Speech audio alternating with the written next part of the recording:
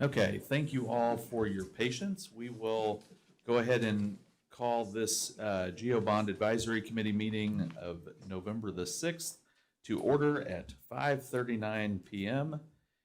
And Heather, where did Heather go? I was looking, I thought we emailed the minutes. We did, right? Yeah, I saw them. Okay. The minutes from last week's meeting were emailed out. At this time, would be happy to entertain a motion to approve the minutes from the previous meeting. I move. So moved. And a second.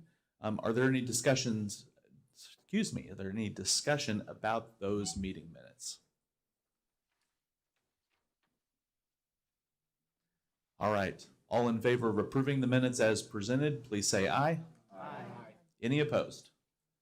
All right, that passes. So we will move into the business of our meeting, and our business tonight is to move us forward to agreeing on some level of recommendations to the city council. How we ended our meeting last week was I asked, we did not take a vote, but I had thumbs up and nods from people to empower me to create a first draft of recommendations. And so we do have some additional information to cover and clarify before we go into that. But I would ask as we go through that, if there are things that you want to amend or correct or change, we'll certainly be open to that. We'll try to move quickly through those recommendations. The posture that I took through there was an attempt to state the things that we agreed on, the things that we didn't quite come to consensus, and that the council probably needs to study further. Furthermore, from a dollar standpoint, provided general guardrails that it seemed that we had generally agreed upon, and a couple of options that we can go through. There is a clarifying piece of information that before we dig into other things that I would have asked the city manager to explain. And in the report, on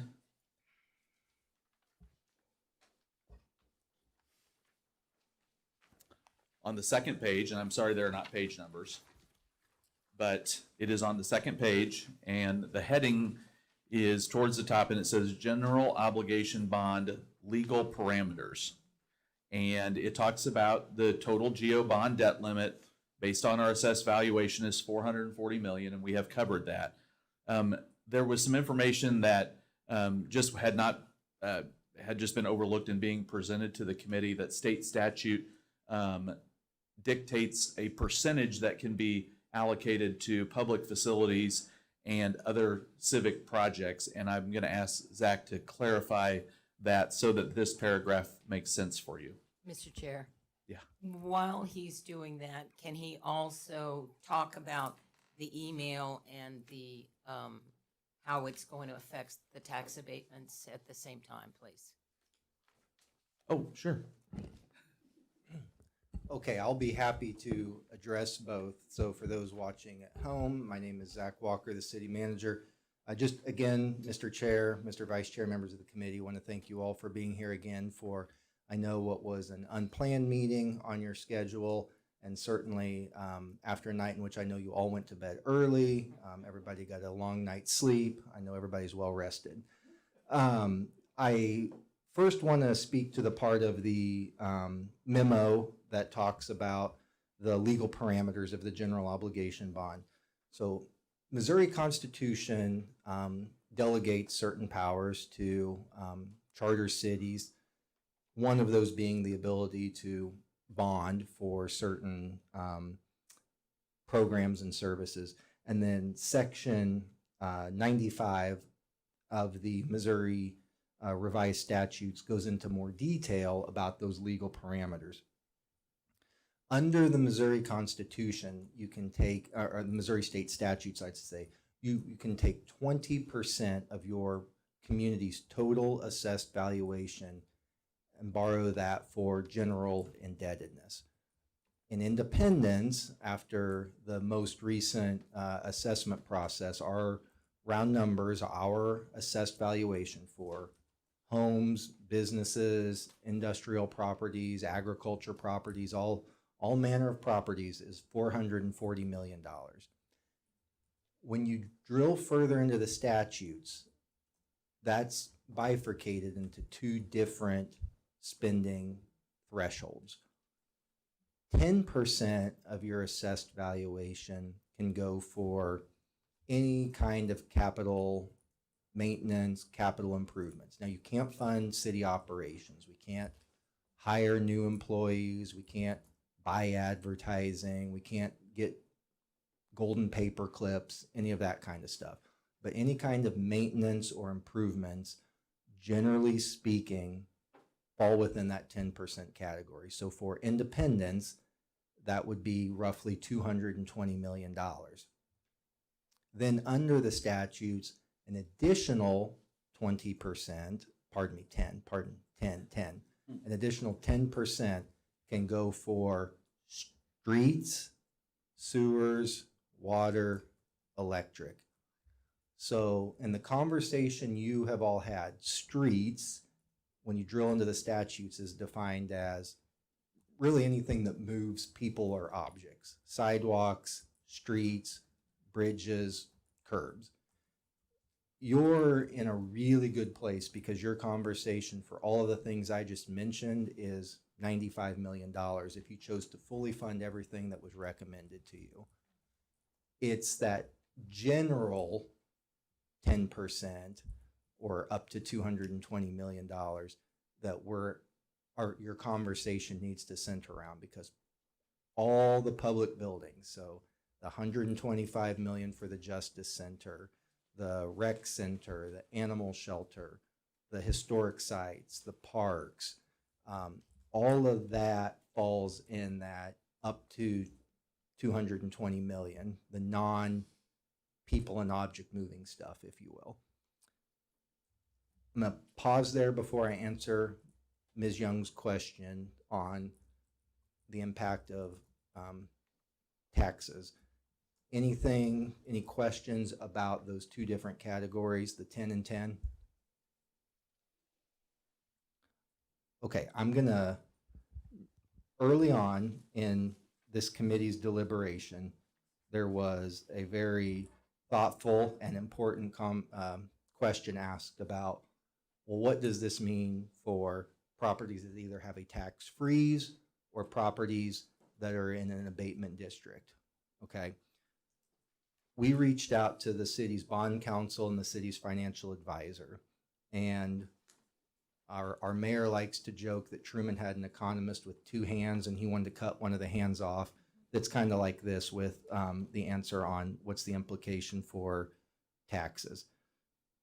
Citizens that have a senior citizen cap, if this community approves a general obligation bond and therefore raises the tax levy rate, senior citizen cap tax bill will not be affected by that levy.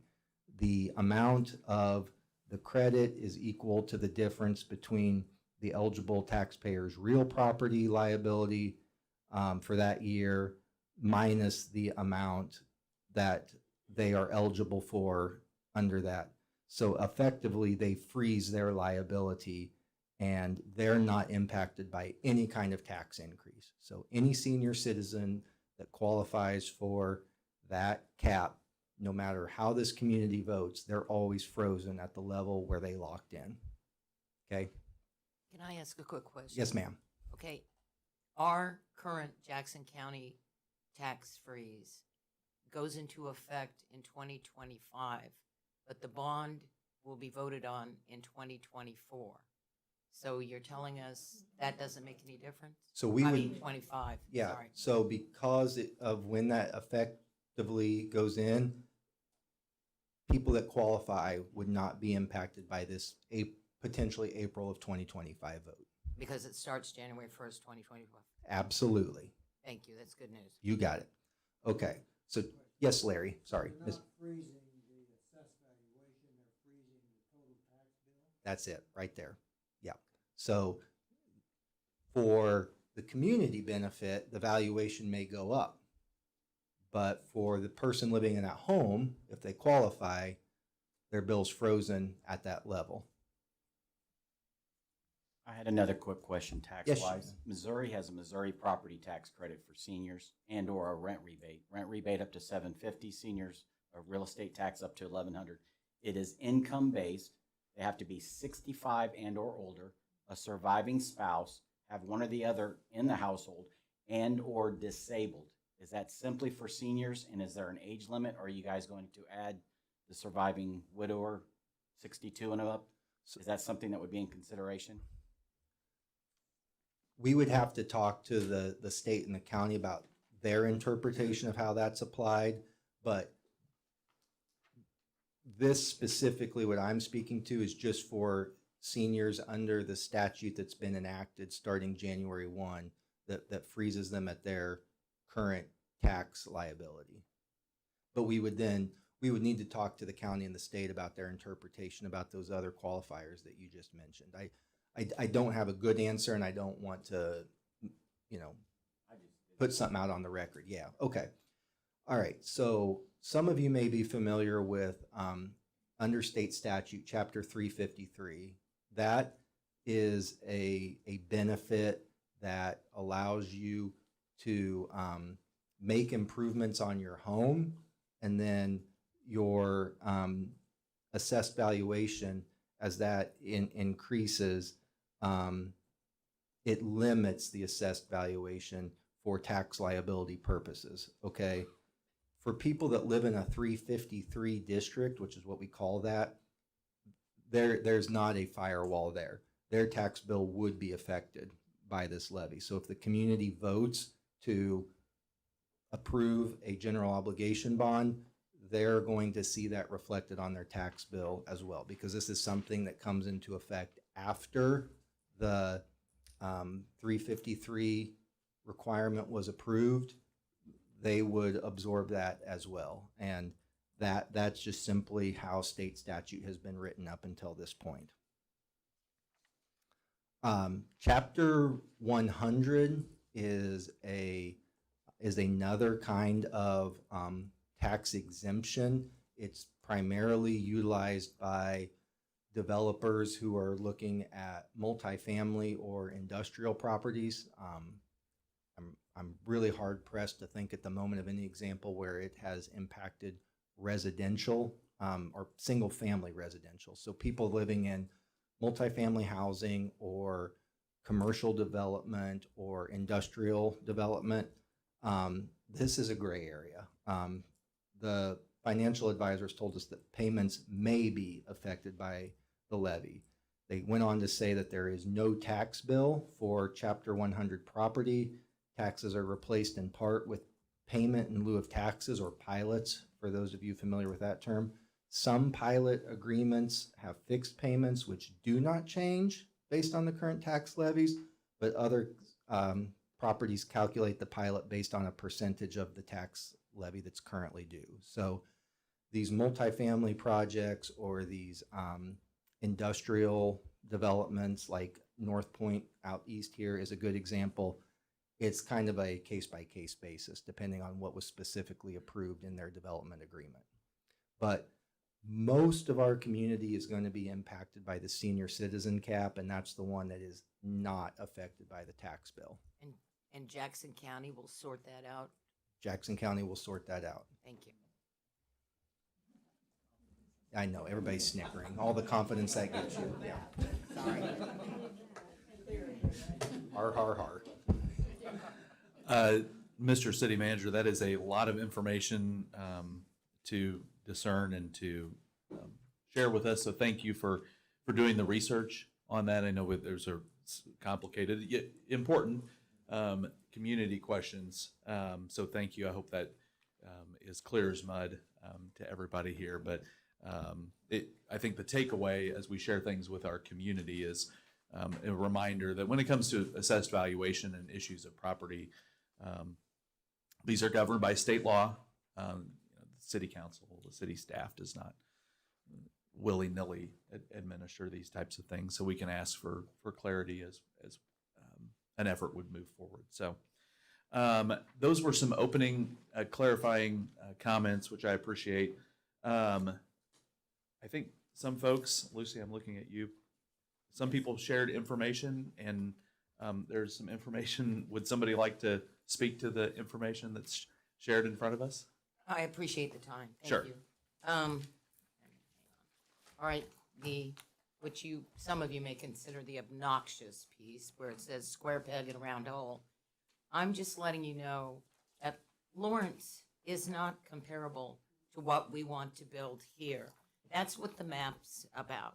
If you look at the map, the white area is the Lawrence Rec Center. It is 181,000 square feet. It's located on 26 acres. It has partnerships with KU, and down to the bottom of you'll see the red area, and there's a track and field arena, there is a soccer field, and there is a softball field. And then down in the very bottom right-hand corner, which you cannot read, it is additional 170 parking. There are 15,000 parking spaces at this spot. And what I'm trying to say is that the city, through their agreement, only was responsible for a certain percentage, and Bill and Cindy Self gave a $2 million donation to the city to lessen that tax bill. So this is comparing a peach to a watermelon at this point with this community center. I would Hey, like to clarify. Excuse me, I have the floor. Okay. There are 8 full-size basketball courts that convert. We are talking about 3. When you, there's a website that I put down there that says Lawrence Rec Center renderings. All of you have internet except for me in this room. So you can type that in and you can go to these renderings, and it will show you more than what I could pay for to print here today on there. And then there's the ordinance that they had. And in the ordinance, 8895, they did not exceed $12 million and a half quarter dollars. The second page is one of the pages that I printed that shows how their layout is. The main building is actually number 6, and then the rest are the basketball courts and add-ons to that. And then I'm showing you what our debt is. A couple of years ago, we had a refi in this city of $88 million because of the Bass Pro. And we were lucky we had a city manager that was actually trying to do something about it. The unfortunate part is it will not be paid off until 2045. It originated in 2004. And if you look over to the right-hand side, the term of their lease expires in 2 years. This could be very touchy or problematic to us if they do not renew their leases.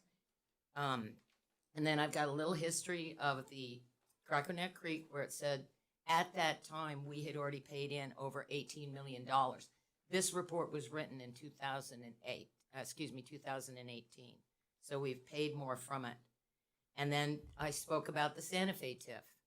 The Santa Fe TIF is on Nolan Road and is now nothing but basically vacant lots, boarded up buildings, and a fenced-in area around Douts Lake. Both of these projects, we were assured as citizens, were economic engines and going to help independence. Both of them saddled the citizens, and we're having to pay for that. The Bass Pro Crackerneck Creek TIF will end up costing the citizens over $100 million. And what do we get for that? Virtually nothing. The last one is the information that came from our personnel, number 3, what can our citizens afford? The Independence Personnel Board meeting, our city manager went over the latest census data, and we have 31% of our citizens that make $35,000 or less, and 11% make under $15,000 annually. I got this nasty gram out there so that people would be aware that we are talking about real people with real problems. I had so many people contact me that they were afraid they were losing their home, especially if they had a reverse mortgage. They are in dire straits. And we need to be very cautious with the money that we're advising the city council to spend, because it's going to affect a lot of longtime residents and a lot of low-income families. And so that's basically why I went ahead and provided this.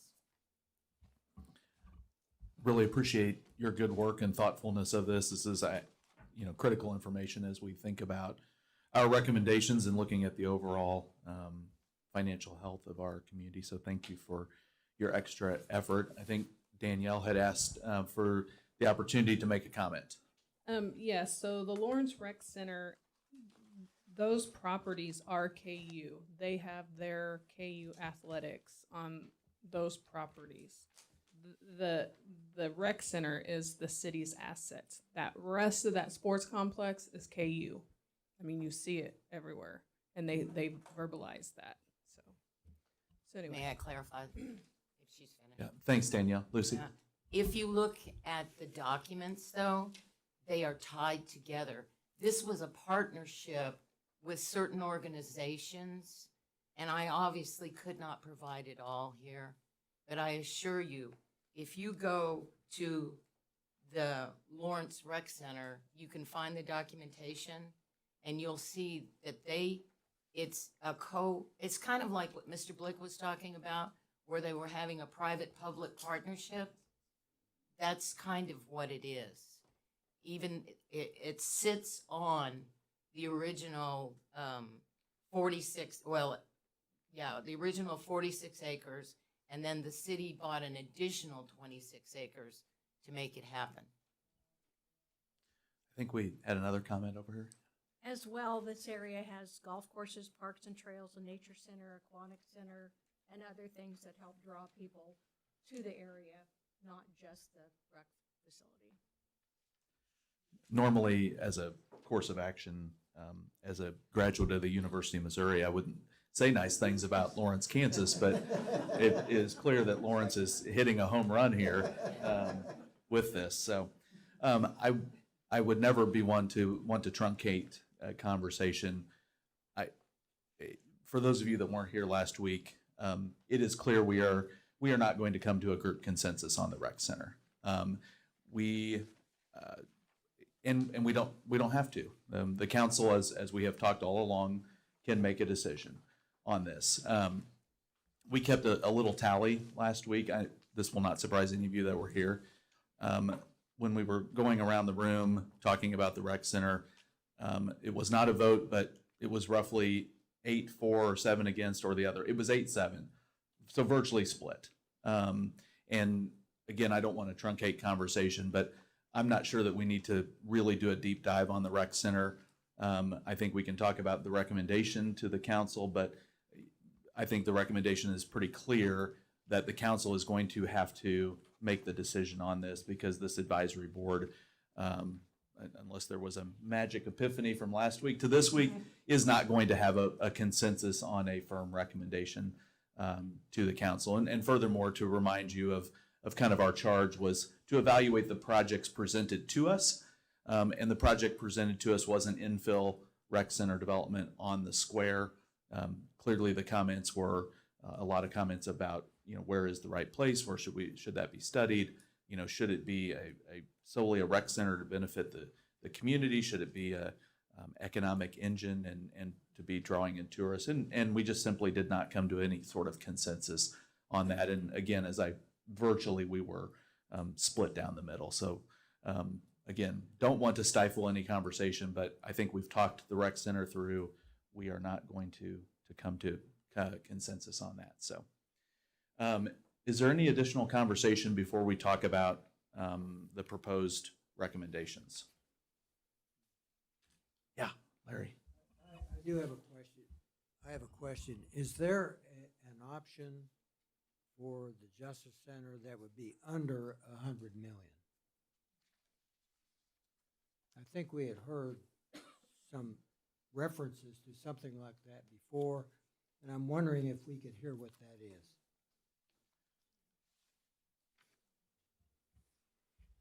Would you care to take Yeah, a swing at this? We were just making sure we were in a position to answer that responsibly, and I'm going to defer to Ms. Reynolds here to share what information we do have.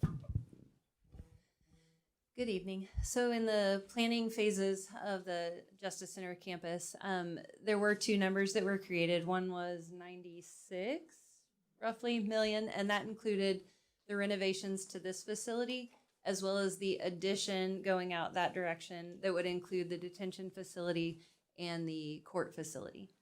That hasn't been as discussed with this committee, as there was more of a seeming desire to fund the entire thing. So what comes with that 122.5 million are the firing range, the K-9 facility, the SWAT parking, and all of those other additional components to truly co-locate IPD here to this campus, rather than still having some functions in outlying areas and headquarters in the court and detention facility here. So that's kind of that difference. But yes, the number was below 100 million to do the renovations to this facility and the expansion of the building to include everything except for those outbuildings. Well, we at one time we had seen, I think initially, a $50 million center. So And the then- original number was 42 million that was proposed, and that was basically taking the 2018 study, adding inflation to the square footage that was included at the time of the 2018 study. The problem with that is that not everything was included at the time. So staffing to include up to the next 25 to 50 years wasn't included. It was more a look at maybe 10 years out compared to what staffing we had at 2018. The court facility as a whole wasn't fully, that square footage planning wasn't fully completed in 2018. They took kind of a swag at the number and said, 10,000 square feet, 12,000, I think is what it actually came out. In actuality, it's a greater space than that once you incorporate youth court and the office areas and the courtroom and the associated parking and all those pieces. So this is a more complete iteration that looks out much farther into the future than the previous studies have, but consequently, and when I say it looks out much further, this incorporates over time an additional 108 staff members, but many of those would be in patrol, so not necessarily occupying physical space in the building beyond the lockers and the training space and things like that. But it does look to the future instead of having people shoehorned into a building soon after moving in. Could you go into more depth on that? You said $96 million figure. Tell us a little bit more instead of you're kind of just brushing it off. Could we have a better understanding of what all that does? That renovates this facility Yeah. and adds on I don't have the square footage off the top of my head, but as discussion continues, I can dig through emails and find it. But adds the full addition going out onto that property to incorporate the full court facility, detention, special ops, records, all of the pieces that would be in headquarters today. And like I said, it does not include K-9 firing range. Those are outlying buildings. But it includes the good, nice locker rooms and the facilities to Correct. attract new recruits. It does. It does not co-locate the operations here. So when we talked during the tours, I know at least the group that I was with, we talked about some of the efficiencies that were gained by having all the operations co-located. We lose that component. And so we would still be running across to Vista to go to K-9 or to Peniston on Truman Road to go to that operation. There would be pieces still scattered. But yes, as far as the weight room and where they can do those training activities, administration, records, all of that in your traditional, what's in the PD headquarters today would be in this facility and the associated addition on with court added in. So the extra 30 million is for efficiencies. GK's bringing you the data sheet. Is that in that packet? Daniel wants this back, but that is our packet from last time. Efficiencies gained by constructing additional outbuildings here, yes. And that packet also shows what's not included. So that 122 is basically everything. That's all That in. is what you're Yes. telling us. Yes. There's nothing left as an outlier. That's the firing range, the canine Yeah, facility, right, I all the construction, the Yeah. carports, all the covered parking for the SWAT vehicles, the bomb squad, all the things are in that number. With the exception of the training facility that incorporated some training facility, but also some courts and things like that. That was pulled from the planning, but everything on that site plan that was presented would be incorporated in that all-in 122. It just seems to me that it's important to know that because we have a lot of other needs too. And the question is, do we want to build in, for the next 50 years but we have a lot of other needs right now, bridges and streets and things like that need repair now. And so that's why I raised the question. Thanks, Larry, for the good question, and thank you, Lisa and Mr. Zach, Chair. for the explanation. Yeah. Could you say that again about the training facility? Because I know that's very important. It would not be in the 96 million packet? It is not. So we would incorporate the square footage to have the weight room, and Chief Dustman knows specifically what things are required for their officer certification. We would incorporate that into the addition to this building rather than building a standalone facility Oh, okay. in that less than 100 million. Actually, at this point, in either of the plans, we incorporate that into the addition to this building, going out onto the vacant property that way. Yeah, so just for clarification, in the training facility, there are really three main components. You have a workout facility, gym, lifting weights, cardio, all the things that you would do in a normal gym, Planet Fitness, Genesis, all those things. That's one piece. Then there's a training room we talked about, which is classroom. So we do three sessions every 3 days that are packed in every single month that we rotate all of our personnel through by post standards to get their continuing education credits. That's anything from any sort of professional development. There's legal updates. There's TASER training. All the things that you can think of that help us to operate. So we have to have a training space that we can occupy that holds 50-ish individuals. So that's a square footage piece. And then the third capability that is inside of that facility that could be used, ideally square footage wise, could be like we do with the multipurpose room now. It's going to have to be square footage aligned, is for our defensive tactics. Obviously, we need a bigger room. That's the example I gave you in this. This is about half the size of our current multipurpose room, which is not feasible. We make it work, but we have to go in shifts. So when we do things like ground fighting and strikes and all those things that you think about that take space, and incorporating future technologies with virtual reality that takes a 30 by 30 room, all of that can be multi-use space, but all of that is incorporated within the gymnasium piece that is in that training facility. It's just multi-use. So yes, could that be incorporated into this facility somewhere? Yes, that's going to be some additional cost, but I'm confident that we can do that within that $125 million plan. It's not included in the $96 million. And again, that you lose it just won't be feasible for us to move. We're not going to move our special operations functions from Peniston, where all their vehicles are, out to here, where they respond from office and everything else, and leave their vehicles there. There's no way to get back and forth from that location. So that wouldn't happen. So you would have K9 remain where they were at that plan. You would have special operations remain where they are, which is close to where the current facility is. And then this would be that reduced shell, so to speak, of that facility that they would have to still come in and out of, and then go back to their office space to do their other duties. And Mr. Chairman, Yeah. did you also say last week that the K9 area where they are now is going to need if it stays there, it's going to need a renovation because, Yeah, it's the old animal control building. We took that over for animal control when the Great Plains Animal Shelter, when they co-located there. And so it's aging too, no different than other infrastructure that we have. So yes, there'll have to be some maintenance that's there in that facility in order to keep it up to par for that program as we go forward. So that'll have to be incorporated at some point. Did I understand correctly that any of the vacated properties were going to be sold off, and so we wouldn't have that financial obligation for maintenance any longer?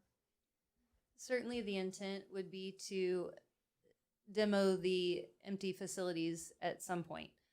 What is done with that property in the case of City Hall and the IPD, that's part of the downtown redevelopment, and I'm not entirely sure how that will be handled, but surplus property that's no longer necessary as far as the city is concerned. We have a process to get rid of surplus property that we use routinely, and those unnecessary parcels at that point would definitely go into just that process to be gotten rid of.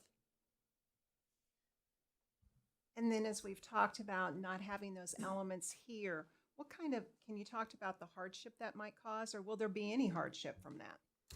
Yeah, there still would be logistical problems. I told you last week, and I still will maintain, I know not having a firing range at this facility is a non-starter.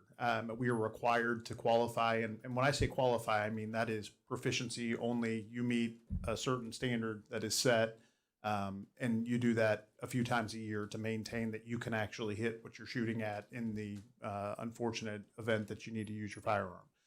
That does not include training. That doesn't include, we talked about the Supreme Court case, reality-based, scenario-based training, as we talk about the criminal justice reforms and different reform ideas that we've gone through. Those are all required by case law and expectations that are levied on us as a law enforcement agency. So that doesn't provide those areas, even if we were able to. I know that was discussed at one point, whether or not we would be able to rent out space, for instance, at like a Bass Pro. And that doesn't work for what we do as far as our qualification course is not a static course. It's not, for those that are listening, I know this is probably more detail than you want, but it's not the old stand behind the line that you see on TV and just sit there and shoot at the target. That's not the way it works anymore. It's problematic that would even be feasible, like a facility like that with their insurance to allow us to move and shoot and the things that we do. But regardless, there's not an operation that would allow us to continue to schedule taking officers off the street during their shifts and going, to train for long periods of time without significant cost, and it would be cost prohibitive. I talked about the inefficiencies from the outbuildings, and one of the other hardships that we would have would be with our applicant testing, which kind of goes to recruitment. Right now, conveniently located, we utilize the Sermon Center to do all of our physical agility testing and applicant screening. We do that once a month. Ideally, we would like to do that more often. It would be nice to be able to have, in today's generation, I know Miss Young and her internet connections aside, we're in the instant gratification day and age, and we are seeing from recruitment strategies that applicants of a younger generation are really interested in employers that are very responsive and can meet their demands, because that's the expectation societally that we've put. And so right now, once a month, we tested today. We had 14 applicants. We only had 8 that showed up. So that is, and believe it or not, I'm actually encouraged by that, as sad as that is. But we see that's very frequent for us. So having a facility here where literally you could get them on the day while they're interested and clearly looking at it, and if they're a viable applicant, you say, come on in, it's set up, let's go. As long as there's not anything else in that space, come run the physical agility test and we'll move you on, is a benefit. Is it unovercomable? That's not a word. That's my English teacher will definitely get me for that one, I'm sure. Insurmountable, that's the word I was looking for. No, we can look for other facilities, but is it a hardship and a challenge? Absolutely. We'll have to utilize. Now, again, what happens to the Sermon Center if we lost that? There's been times where the Sermon Center's been down and we've had to really leverage our community partnerships with area high schools. But again, we have to work around their schedules, so that requires Saturday mornings, when they're around sports activities, which causes overtime for our personnel that perform that function that are on administrative schedules. So again, not insurmountable, but a challenge nonetheless. Chief, on I did have, I'm so sorry, I did have one other question. Just thinking about that increase, that enlarging that footprint and the cost of maintenance and maintaining that facility, can we afford that? Can we afford that? I mean, what kind of hardship might we see in the budget to be able to take on those costs? So we have we're trying to get actual numbers for that as part of the completed study. But what I can tell you is our current facilities, and this is true citywide, we have facilities that we're actively operating that go back to the 30s, not PD facilities, but several of our buildings. None of them were purpose-built for what they're being, very few of them were purpose-built for what they're being used for.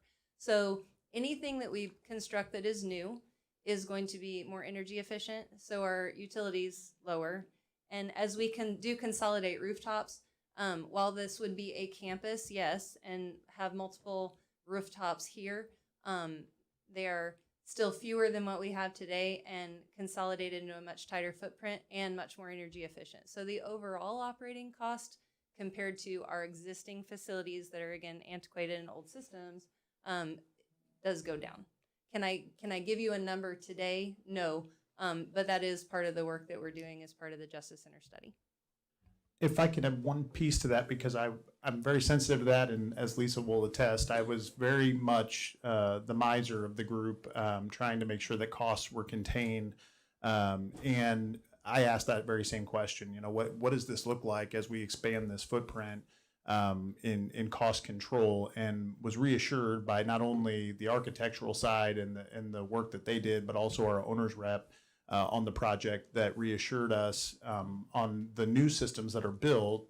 They have warranties just like you would have long-standing warranties that would be covered. So the things that we're spending $1 million a year on right now, just at the PD facility alone, are covered under warranty for an extended period of time. Some, depending on what the system is, it might be 5 years, it might be 10 years, it might be 20 years, where there's, warranted parts and labor and that kind of thing. So there's some realized efficiencies there. And then you couple on top of that the revenues that will come from the marijuana sales tax, as the city manager has pointed out and put that out to the public in front of the council at the October 28th study session. Should those, right now, perfectly appropriate use of those funds that will be in there. I will tell you, going forward, that will support that. And just to, not to belabor it, but to kind of give you an example, again, of the work that's been done.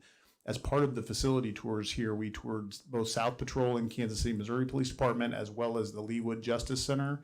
Kansas City South Patrol was built 12 years ago. Leawood was built 11 years ago. Earlier this year, when we toured there, both of which, because of the durability of the materials that were used, Kansas City South Patrol looks brand new. I mean, literally, the flooring, all of that, you can see a scuff on the wall here. It's been used for 12 years of heavy use. And so I was very sensitive to that. Our whole team was. And so the expectation is that having this firm that designed those as well, using those materials that's cost in there, that we would have the same expectation. Mr. Chair, and also Ms. Reynolds can attest to this. When this was built, this was a LEEDs building, right? A LEEDs Platinum building for efficiencies. Would they be able to also keep the little turbine? Because I really want to take that home and use it in my yard, to be quite frank with you. Are they going to be able to use that for generation of electricity in this building? We haven't talked about it going away. And Would you like me to intercede? It might have to go through the surplus property process. And have you ever needed our permission? No, we haven't talked about that going away, and we have talked about continuing the energy efficiencies into the additions to in any building we're looking at. separate from the GEO bond, we have fire station replacement projects going on and just a host of work being done right now. It's a very exciting time in the city right now. It really is. But in all those, it's the responsible thing to do to look at sustainable options, increased efficiencies. How do we lower our long-term operating cost? I mean, that is our job, to look at those things. And we absolutely are keeping those in mind as part of the planning process across the board, not just for this project.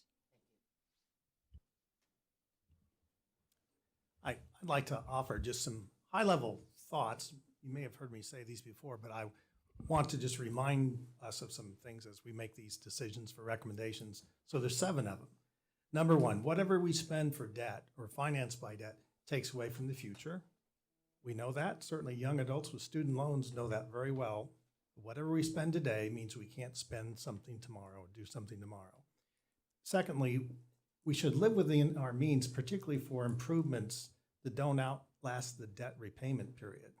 So if we have sidewalks that need to be fixed, we shouldn't have a lot of deferred maintenance. We ought to be paying for that as we go and understand if we need to raise taxes to do that, that's a better way to address it rather than using general obligation bonds. The third one is, I really think we need to make a positive difference by whatever we fund by these general obligation bonds in terms of the quality of life. If you're a law-abiding citizen, hopefully you won't end up in the Justice Center, either as an overnight guest or someone in the courtroom, whatever that might mean. We do want good police protection, but if we are really trying to increase the desirability of the city, just having another office building for city staff that's nicer than the one they have now doesn't really make an impact for our citizens. They don't really care that much if City Hall is downtown Independence or in the GEHA building. That doesn't change the quality of life. A rec center might, some other things, but we have to think very carefully, will voters support something if it really doesn't change the quality of their life? I'll say that when we throw away buildings and demo them, that's a tremendous loss of value. A broken pipe is not a reason to demo a building. You fix the pipe, you don't tear the building down. And we've seen pictures of broken waste lines and have emails about a supply line that may have broken recently in a men's room in the police station. But that doesn't mean you tear down the building. You just fix it and keep going. I want to say that in my view, having worked with a lot of developers, there's a very low probability of redevelopment on the square that's not funded by a civic use. Office markets is dead. It's not a tourist destination. It's not a big enough site, really, even to do the recreation center for the reasons we've discussed for the Lawrence Center and other things. So we should be prepared to understand that that land may sit vacant for a very long time before someone else wants to use it, because the market forces won't bring a lot of possibilities for that. And I think lastly, citizens will struggle to pay for this, as we've heard from some of the statistics. It's going to be a burden on a lot of our people, and we should ask, is this the best way to finance the repayment of the bonds? It's a legally permissible way, but should there be a sales tax on things other than food? We can talk about the fairness of that, but at some point, it really does impact our citizens in a way that may not be affordable for them. Thank you for your thoughtful comments, and thanks to all of you for, and I wanted to give a special thanks to Chief Dustman, who's been on this ride with us the whole time and answered a lot of questions and lots of tours about current facility, proposed facility, usage, all of the things. Thank you so much for your time and detailed explanations on all the questions. At this point, I think it would be prudent for us, I don't think I need to remind you of this, but we are scheduled next Tuesday on November the 12th to make recommendations to the City Council at a study session. I want to walk you through some proposed recommendations that help provide a framework for which the council to think. Again, as a reminder, we are only an advisory recommending body. We have no binding authority, nothing that we say has any legal weight or it will be sent to the voters. Only the City Council has the encumbered authority to do so. So with that being said, I would ask that, I know we sent this out in advance and you have a paper copy in front of you. I'd ask that you, if you want to open it up and look on the first page is And then bleeding over just a little bit into the second page is a very brief recap of the activities that were taken, the tours, really just a recounting of the meeting schedule. Would there be any amendments or changes to the reviews or the schedule of things that we did as a committee?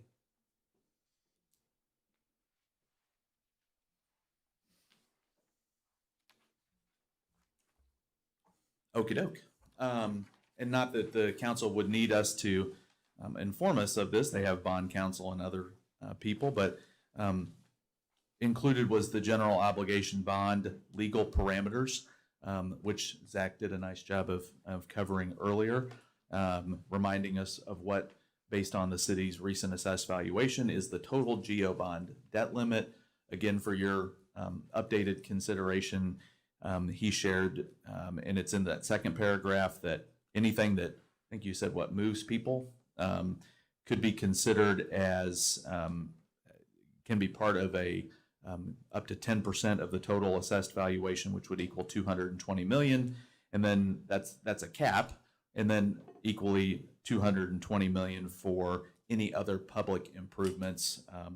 And I will walk through those here in a second, but those were things that don't move people. And that would include the proposed Justice Center, the historic sites, park renovation or revitalization, animal shelter, any public buildings, and including a recreation center. So let's just dive into it here. So the recommendation, as it states in here, is that a community of 123,000 plus people will never fully agree on one strategy, but we'd rather focus on finding common ground around our shared values and work on meeting something in the middle that appeals to people to make a generational investment in our community.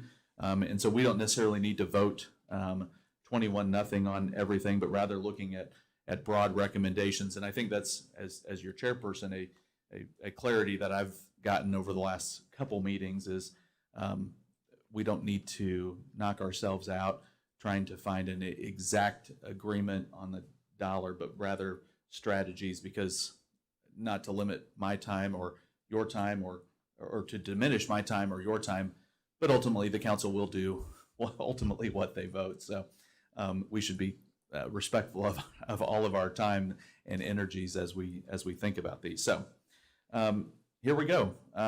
First recommendation that I drafted based on comments from previous meetings would be that the council consider asking voters to approve up to $125 million to fully fund the aspects of this Justice Center project, and should, at the bottom of the recommendation, should incorporate strategies that transition the old campus along with City Hall into space ready to develop in accordance with the square redevelopment plan. And while I didn't use the phrase that we were quoting last week, we said several times around the table, let's not leave a hole. Let's not economically, let's do the best thing that we can for the square and its futures.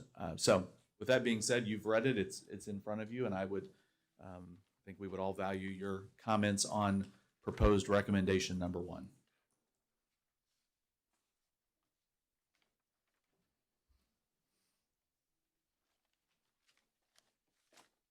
Well, I'm really shy and I'll start. I say we go for the full Monte on this, because this city is not going to willingly go forward with any kind of recommendation unless it justifies a need. And they do adore their police and pets in this town. And I really think, and I know we are not making that recommendation, but I think if this is a separate line item on the ballot, that we will at least get this taken care of. Because, face it, in 50 years, the next committee's not going to have to put up with a Lucy Young, but there'll be Lucy Young juniors around at that point on there. But I am a big advocate, as most of us are in this room, None of us like paying taxes. I calculated what it would be approximately on my house as $150,000. And just at $100 million bond, it was only $119 a year. And I figure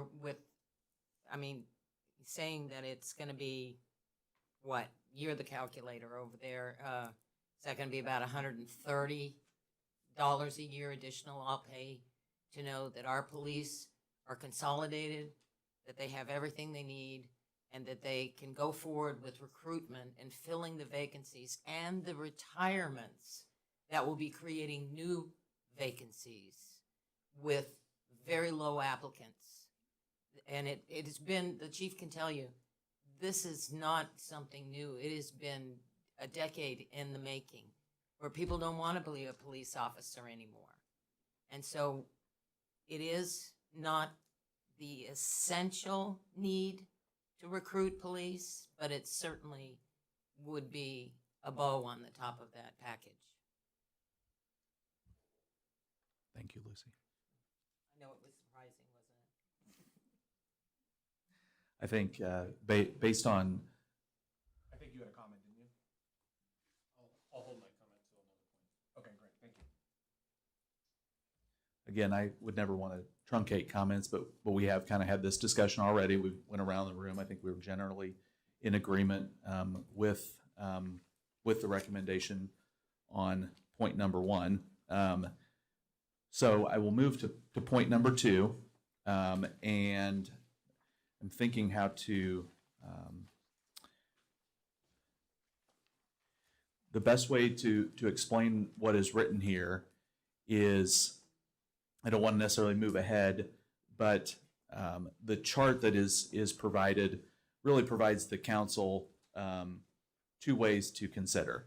It's if you want to add in a rec center, you're going to have to cut from other places.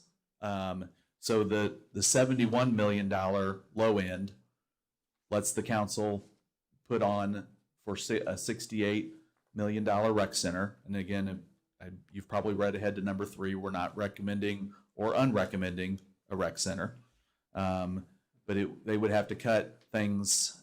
They would have to cut the things that you've seen, the highs and lows, the streets and the curbs and the sidewalks, the parks, historic sites. If they wanted to add in a rec center to the overall bond package, that would have to be reduced to about $71 million to stay within the general recommendations of the total funding amount. If they do not add in a rec center, then those other items outlined on the chart can go to a total of $133 million.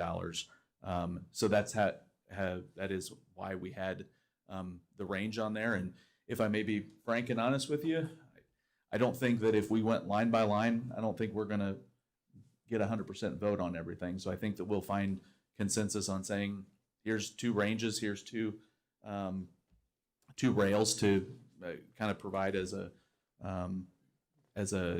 lane to consider funding. But it outlines clearly our support for those projects, that they demonstrate as it has been presented to us, regardless of the amount. Those categories all show significant need.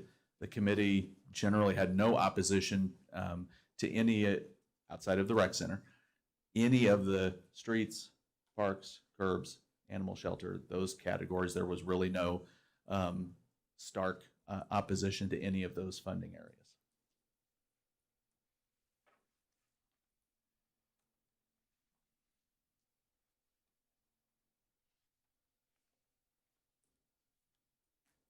And I was corrected that we're going to change 500 plus lane miles to 1,200. I woefully underestimated the number of lane miles of streets that we have in our community. Mr. Chair. Yeah. I think a lot of people are going to ask, what about the streets tax on that? And I think that it could be resistant. As much as we want our streets to be flat and not full of potholes and et cetera, I think people are going to question that. And so I'm quite sure that municipal services, as a answer, she provided us an answer. And by the way, the new program, I was a doubting Thomas on that, but that has worked out quite well. So thank you for explaining that to us. But I think we're going to have a lot of resistance with you already pay a streets tax, you already pay a parks tax. Where's my money going? What's your answer for that? I would add first, if you don't mind, I want to make sure I call out that even though we would get there and eventually on recommendation number 4, that it says furthermore, the messaging to the community should talk about what gaps bond financing addresses versus the city's recurring revenue streams, especially for police, parks, and street funding. So I still think we should answer that question. However, I just wanted to acknowledge that has clearly been a sentiment of the committee. And I think I work in nonprofit world, and we talk about braided philanthropy. It means you've got funding from many sources. It works together. I would argue that the city governments are kind of the same. They have braided where they have to get to a certain amount. And they've got multiple funding streams that weave together to reach a goal. But I think that your point is certainly not lost in the many comments that were made from the committee that, hey, we've got to be very transparent about what is currently being paid for, what does this increase. So I would ask Lisa or Zach to add any amplifying information. If I could put a qualifier on that. My question was rhetorical. You don't have to answer it. It's just something that I want to make sure we reiterate to the citizens where the money's going. Point well taken.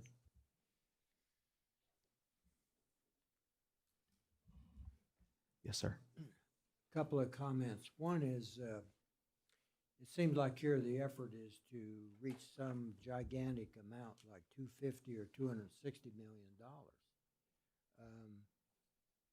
Rather than hit some kind of a target like that, you might ask a couple of other questions. And one of those is that $60 million for streets, it will take considerable time, number of years to spend that money. The bridges and culverts, I mean, if you could itemize those bridges and get some specific costs, 15 million for bridges, people want to know, well, what are these bridges and how much does each one cost? And instead of just some round number, hey, give us 15 million and we'll spend it on bridges. They want to know more specifically what these bridges are and how much each one costs. So I don't know if 15 million is a good number or not.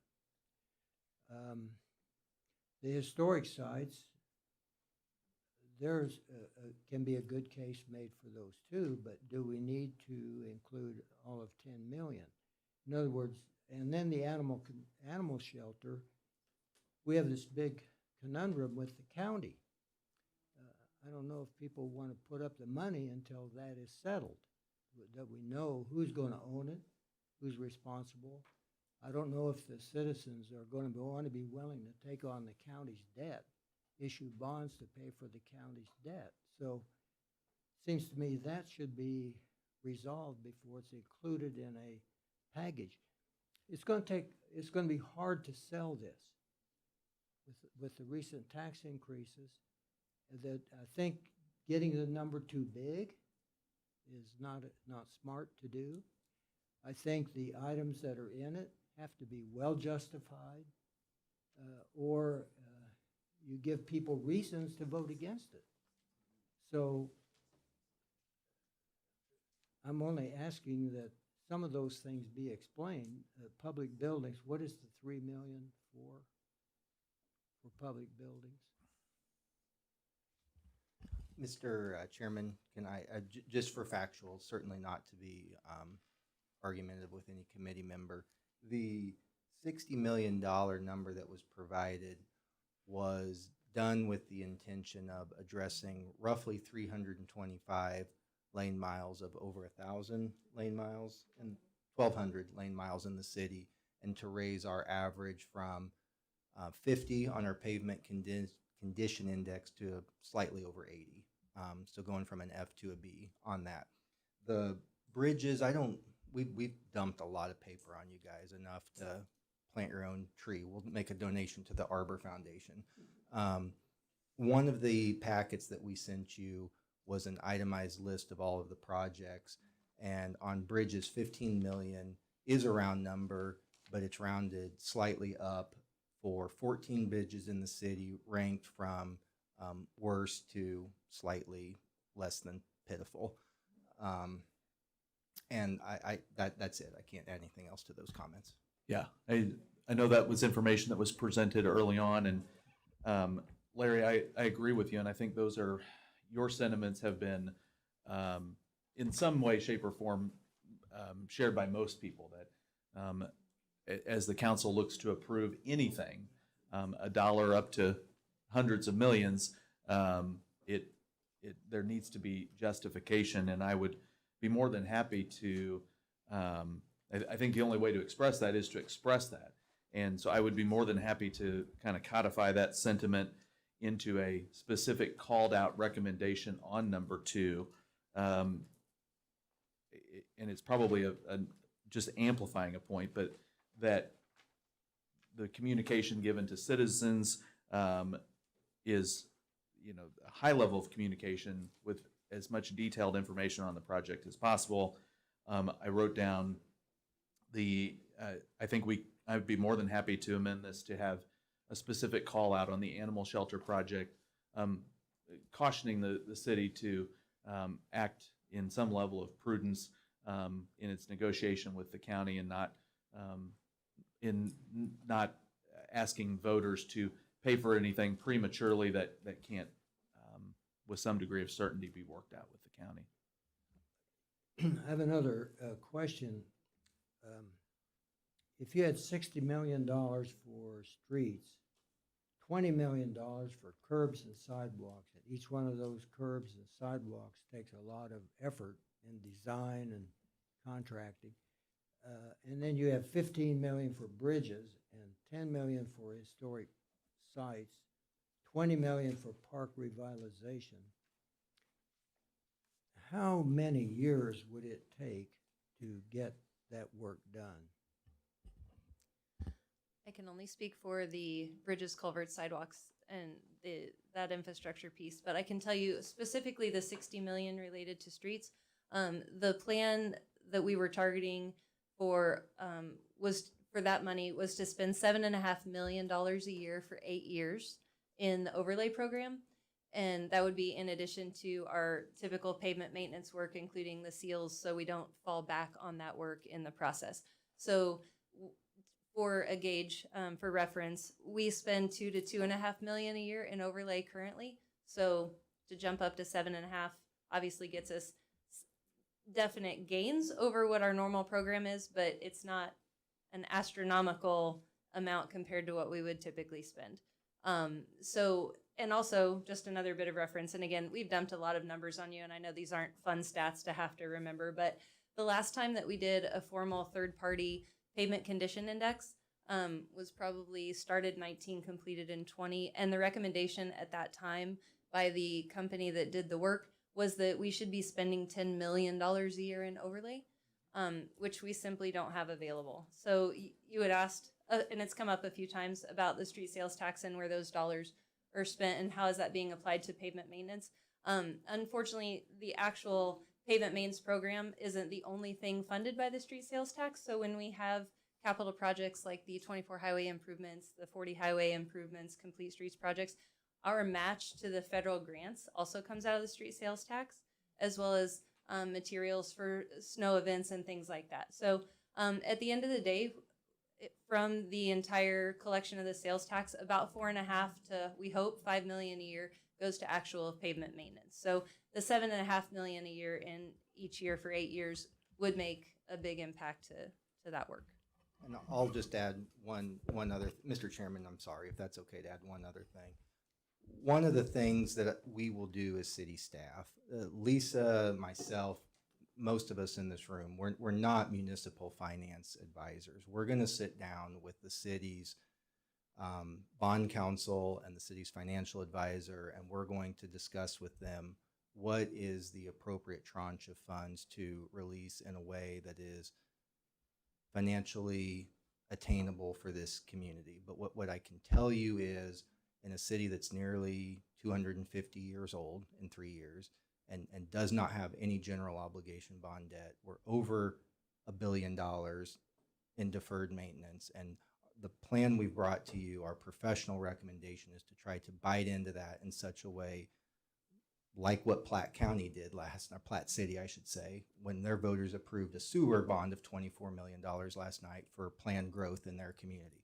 We're trying to find projects that incentivize economic development in the community through sound infrastructure. So I can't sit here tonight and answer for you how much are we going to release each year for the next 20 years, but I can tell you we retain counsel that's really well trained to help us understand a way to do that in a financially responsible manner. So I think the point I'd like to make here is for the council is that there's a lot of money here which will take a considerable time to spend. You start designing a sidewalk, you have to get rights of way from all the property owners. You have, I mean, it takes a long time to get a sidewalk built. And so to build $20 million worth of sidewalks or curbs or replacing them, it takes a long time. So the question really would be is what is manageable? How much can actually be done per year? Then the council would have the opportunity to decide on a much smaller bond issue, which could be done in 3 or 4 years, because you have to spend money within a certain period of time after you issue the bonds, or you violate some arbitrage laws. So they would have an option, it seems to me, of breaking this up into a small amount now, another bond issue in 4 years or something like that. Or could they have a bond issue which would authorize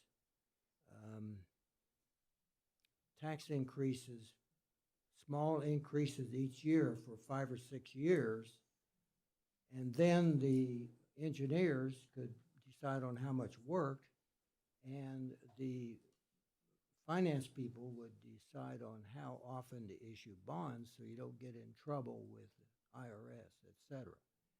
So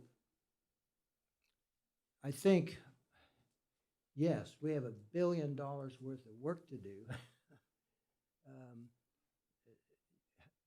People can only afford to pay for so much at a time, and I think we need to let the council know that, you know, we're not suggesting $130 million bond issue on top of another bond issue for justice.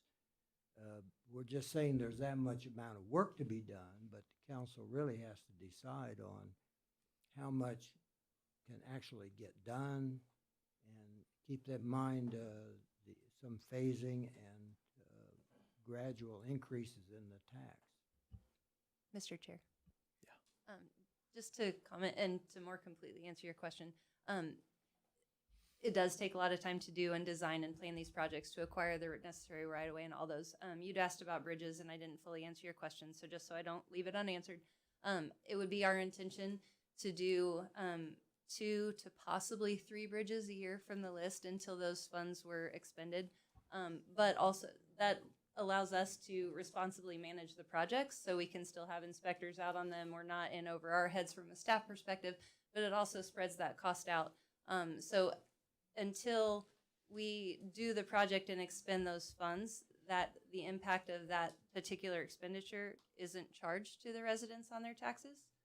And so it would, even if we get approval to do the, whatever the full amount you determine to recommend up front, that doesn't all hit taxpayers up front. It hits in slower tranches over time, if that helps as information. And I would just, I don't want to jump ahead to the conclusions, but it's worthy to note and happy to call this out. In other places as needed, the middle paragraph in conclusion says, if approved by the voters, the GO Bond Committee also recommends a phased approach of issuing bonds so taxpayers are not hit with the full impact of the increase at once.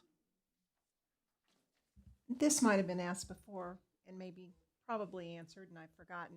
But what was the payback? I mean, each year, what would the payback be? What would the payback be over estimated for each year based on?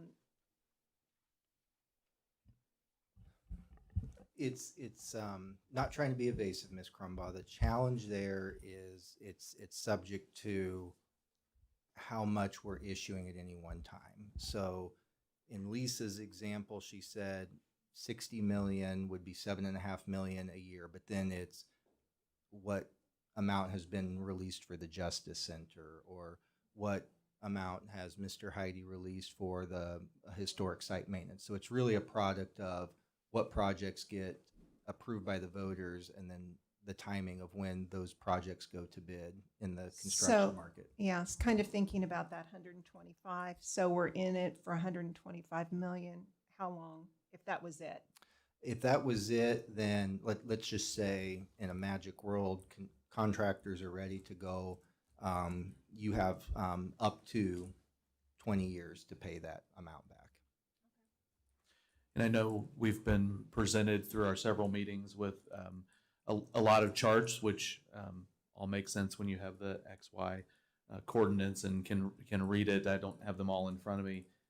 But I believe that the high level numbers, and I'm thinking about my house, I live just south of the square on Main Street. I think I calculated it's assessed at around $200,000, and I think I calculated that if the full bond was, every dollar was bonded and there was a payback, I think my amount was $300 a year or something like that. But that would be at the peak if every single dollar was obligated. So it would be a percentage of that amount based on, in year one, if only $7.5 million went out was bonded for one, a certain number of street miles, it would be a few dollars here and there.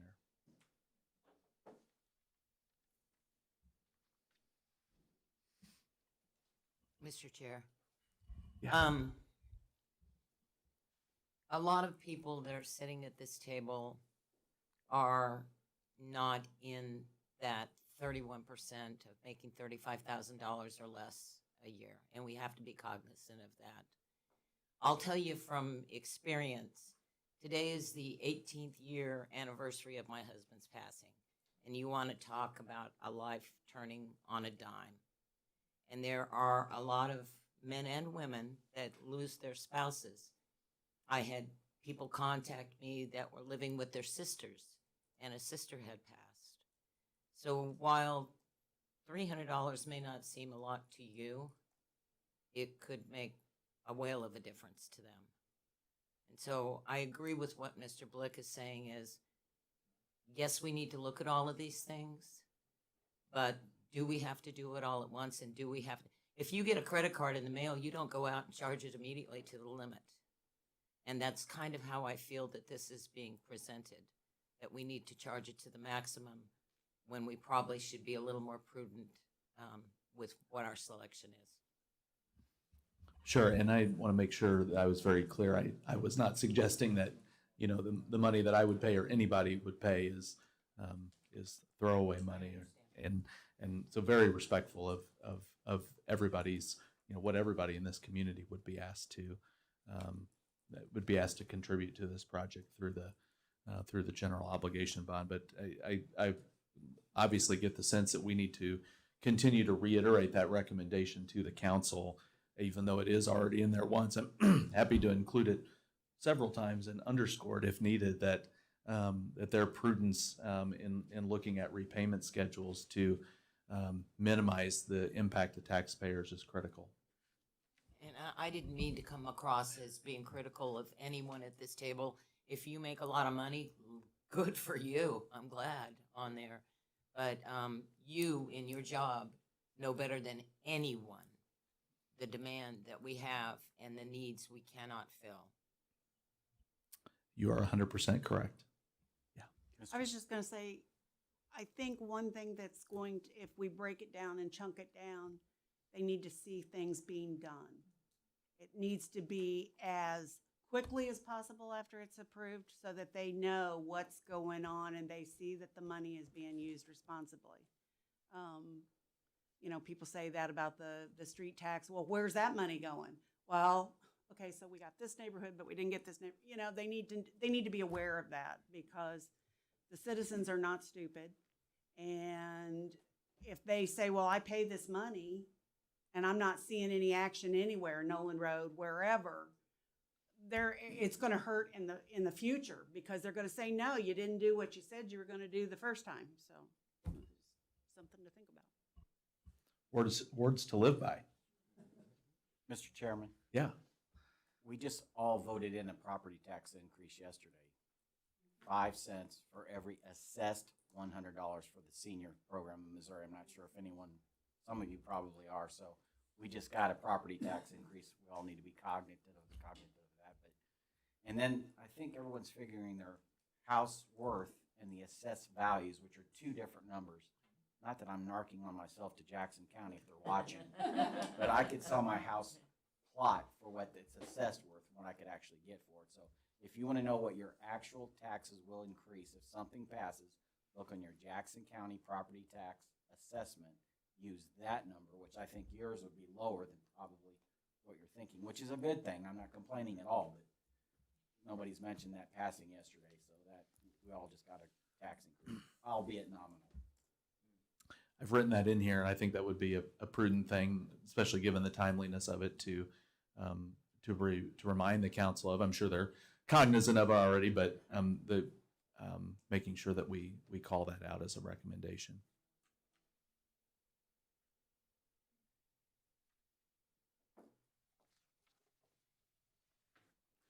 Okay, the rec center. Again, I shared this verbally. You'll see it in writing. The first point says that there was not agreement on what was proposed. Clearly, if you were here or saw the meeting or watched it recorded, there was no strong consensus, but we did agree that, and clearly many recommendations were brought forward from other communities citing success, things that people have touted. I know there has been a group of people in this community that have taken some field trips to go see other facilities that have spurred redevelopment. Anyways, we've seen all those. But that we generally agreed. I know some of our healthcare workers in the room spoke about how these centers can promote the health and well-being of residents, that there's generally a desire for Independence to have a high-quality center that offers vibrant programming. And I put that phrase in there intentionally because we talked ad nauseum about what is that programming? Is it competitive sports? Is it recreation sports? Is it theater? We've seen a couple emails circulate from our theater groups asking about how do they incorporate into the plans. And so that type of programming, I would say just generally under the programming category, we talked at length, and there is just very clear that the council, we have kind of taken that conversation as far as we can. The folks with the ultimate decision-making authority have got to finalize how they envision the programming. And as we have, again, recapped time and time again, we saw this. Is this a competitive sports hub? Does it have enough courts to be a hub? What kind of tournaments will it attract? We've asked all these questions many times over. Talked about in point D that these trips to see these other rec centers, and I think everybody that talked about their trips spoke highly of their experience. I think E is a point that is aligned with other things that we have talked about tonight, including things like the street sales tax. So, and Mr. Heide has done a great job of outlining the current, this is not probably the right word to say, but I would say the subsidy cost, what has to be sunk in from the city budget to currently support the Sermon Center is fairly similar to what it would be to fund a new rec center, but that that provided some sticker shock to people in the room. Again, this question of what is my purpose, I've already hit that. But talking about the financial pro forma, there were a lot of questions that came up from this committee about is this sustainable? What percentage of the revenue needs to come from some kind of sports tournaments, events, visitors? What's the return on that? How many people will visit places in our community and make that worth the investment? Point F is really a nod to people who talked about it as an economic development opportunity. Some see it, or many saw it, as a cornerstone of redevelopment on the square. Others feel like different areas of town are better suited to host the site. We heard a suggestion generally at 40 Highway and Nolan Road. We heard suggestions about incorporating it on the property at Independence Athletic Complex. We also all reminded ourselves that we are not the Rec Center Review Committee. So we acknowledge that there were a lot of options out there. But again, the plan presented to us, a square rec center, there was not, it was really, the committee was just completely split on whether or not that was a recommendation. So we're just going to push that to the council to decide. So point G, theater. Point H takes into context the conversation around a public-private partnership and the need to explore that. Many people who went on the field trip cited those public-private partnerships. If the council and staff can answer those, they could consider asking for a bond, but clearly there would be a lot of work that would need to be done to support that. And then finally, and I think this was sort of mentioned earlier in a recommendation regarding the Justice Center, but if the council decides to wait, it should consider allocating funds to prepare the site of City Hall and Justice Center to address whether it's demolition, grading, other infrastructure, things that would need to be done to make the land appropriate for what it will be in the interim. So you guys take it from here.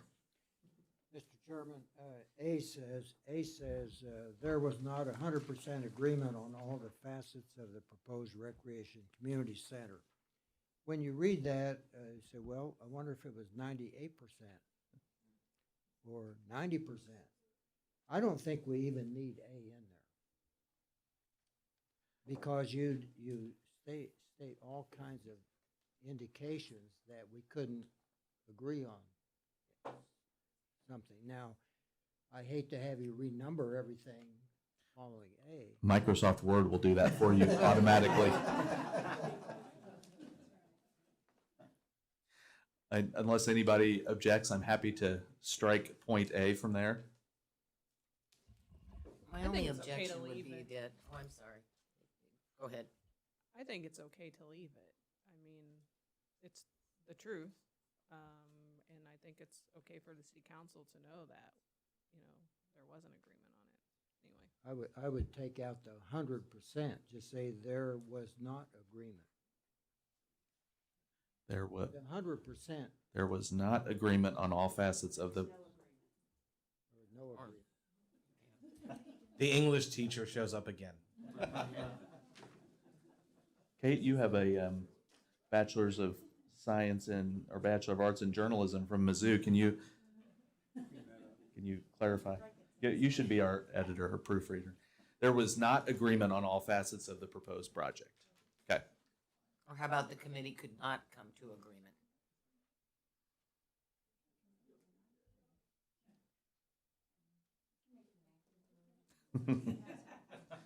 As long as we don't have a dangling participle.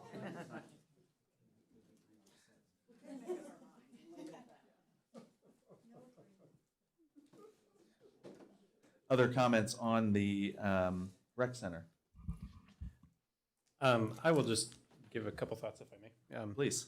So I think my biggest concern about all this, and I do like how you stated this, I want to clarify if I can. They stated last week, although we were given a a rendering of what a rec center would be like. That's not what we're approving. We're approving more of, or recommending a budget amount that would then be designed to meet the needs of what we would like. The potential to build something that's built in a way that can be expanded upon as funds come about or whatever. But I will just, of all the things that we're looking at on this list, I just keep coming back to what are the things that are going to want to attract families and people to live and stay and enjoy independence. What are the amenities that they're looking for? While roads and those things are obviously helpful, what do we have to offer families to keep them here? A number of the friends and people that I talked to moved away. It's the amenities that the cities offer where they move to. Some would say schools. That's not a discussion for this committee. My other concern would be with the police moving away from the square, with City Hall moving away from the square. As a business owner on the square, I spend a considerable amount of time on the square. Sometimes, some weeks more than my own home, I feel like. But a giant empty hole with no plan on the square, I think, could potentially have some really negative consequences to that area. I think first appreciate the comments, and I think I speak for the committee that we all I think generally agree with it. Are there any? And I was kind of looking through the list, and I didn't necessarily see the word amenity, but I feel like we have tried to capture that spirit. I mean, if there's a phrase or words or things that could better amplify those points, because I think generally, based on our discussion, the committee agrees with that. So I'd be very open to adding some further additional language to amplify that if you come up with something. And I agree. I think we need to amplify the message about not leaving a hole on the square.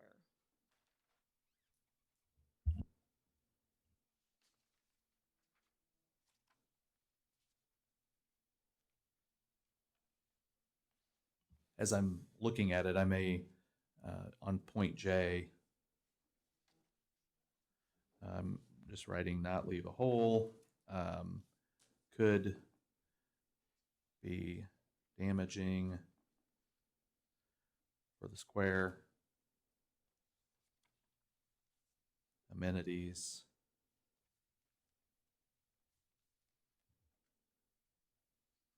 agreed and point taken. Can you provide a point of clarification on the grid box as you run across where it says with recreation center site work $3 million? What exactly does that mean? Sure. So the original plan on the left column is that when we first gathered, I can't remember what our first meeting date was, but anyways, we met, and this was the original budget based on a series of plans that was presented to us. So the middle column and then the far right column are two options for the council to consider. In the middle column, the $68 million rec center shows that all of these other things have to be diminished: curbs and sidewalks, streets, historic sites, all of those. And then the far right is if the council were to elect not to put a bond issue for the recreation center, that $3 million in that would be money that would be bonded to make enhancements to the property on the square.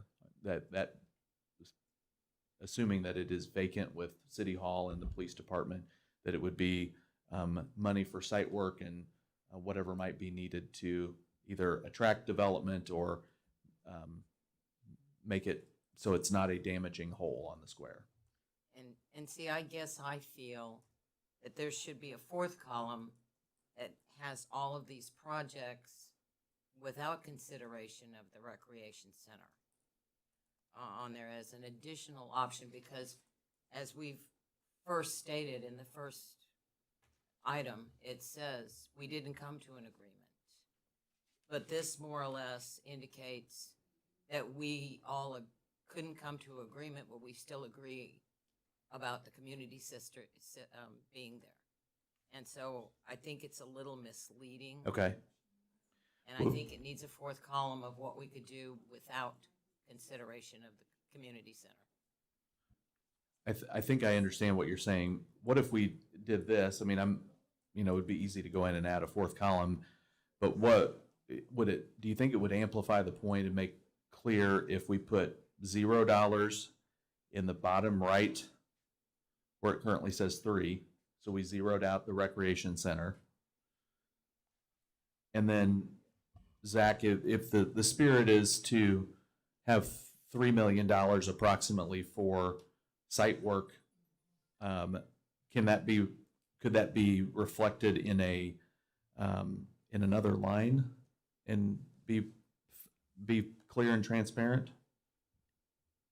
Yes, we can figure that out. And just to put a little color commentary on that for you all, when you look at the line item budget for the rec center, there's approximately 2.9 million, so we rounded up to 3 for what they called site maintenance. So that's to level out the ground, put in utilities, sanitary sewer, water infrastructure, all that kind of stuff. So you've heard this term before, shovel ready.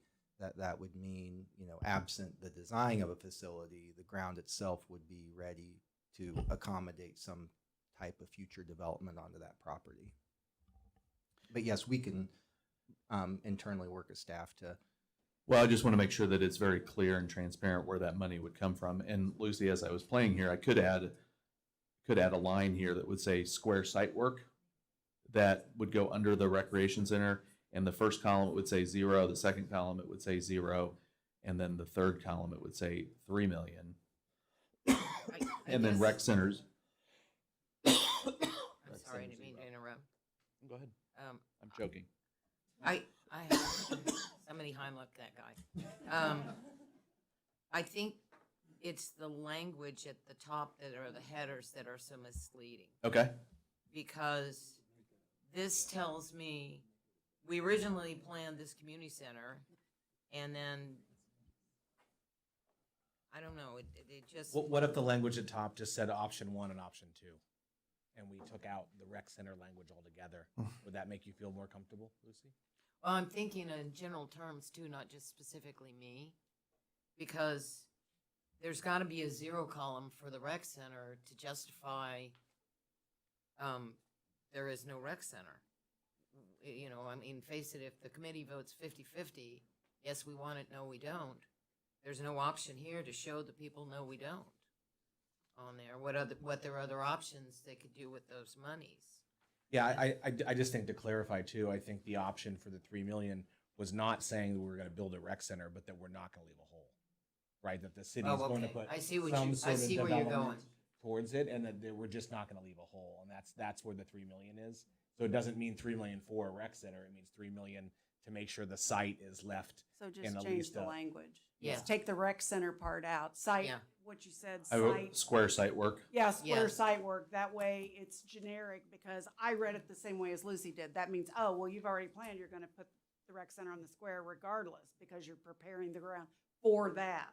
No, you're just gonna prepare the ground for whatever, like Zach said, whatever comes in. And so I think if you take the rec center word out, then you're covered. It's not as confusing, because to be quite frank with you, I'd rather see a museum up there. So one thing we could do, sorry to cut you off, Ms. No, Young. go. One of the things we could do for the sake of transparency is leave that middle column of with rec center, but then the second column could say something like with square site work, and put that $3 million as its own line item, but still say square site work, and give the community an idea that it's what we intend to do with it, but it's still open on what's going to be on the ground above it. Just a question. Now, we've had some conversation about demolishing the police station building in City Hall, and I'm not sure if that public building line item is the demo costs? Or is that what we're really talking about for site work? We're gonna tear down two buildings? That's a great question, Randall. Thank you for that qualifier. So no, the demolition of City Hall, for those of you scoring at home, is part of the debt issuance for the landmark building. So that has been financed. The demolition of the Justice Police headquarters would be part of the police capital maintenance program. So we would, over the next several years, we would set aside funding in police capital maintenance budget to accrue the necessary funding to demo that building, so that when construction starts on this one, then we would have saved up the money to demo that. Site work would specifically refer to ground remediation, installation of things below grade, like sewer infrastructure, water infrastructure, but not above grade demolition costs. Out of curiosity, if you offered the building for sale for $1 to a reputable purchaser, would you do that? If someone wanted to relocate their business to one of the buildings? I have two highly paid bosses in the corner that can make that decision. Hi, Mayor. I don't think that there would be, I don't think it's a desirable building. I think it's ugly. It's got a lot of work that needs to be done. We have another 150,000 square foot empty building, just 6 blocks each of the square. I don't think it's going to attract business. And I think if it did, they would just tear it down. That's just my opinion. Okay, so we did jump ahead. Now so we're still on point number 3 of the recommendations around the Justice Center, or sorry, we crossed that bridge, we're not going back there. To the Recreation Center, we're gonna, based on the comments around the table, we're gonna just really amplify that there was consensus of being prudent economically, that especially with consideration to the square, and how not to do any harm to local business owners, or to mitigate harm, to move quickly on, trying to make this an attractive piece of land. So.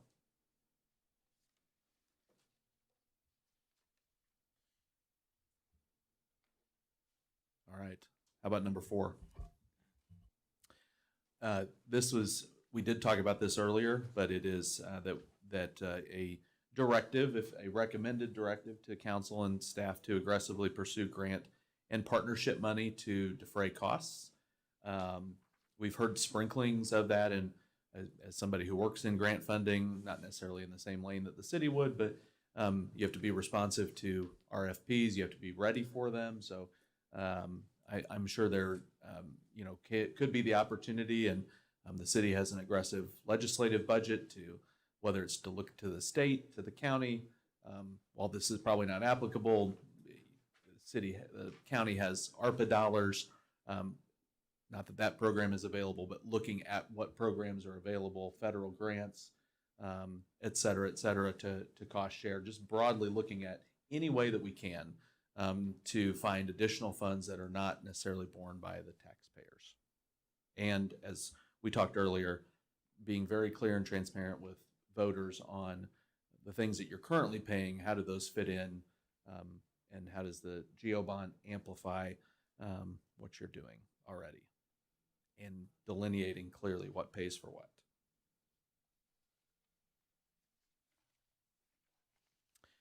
I'm acknowledging, after I sent this to you on number 5, that there may create a little confusion here. This was in reference to the first high-end plan that was created. So if we were to, the example reference earlier that put the maximum the city could spend on public buildings at $220 million, at 10% of the assessed valuation amount.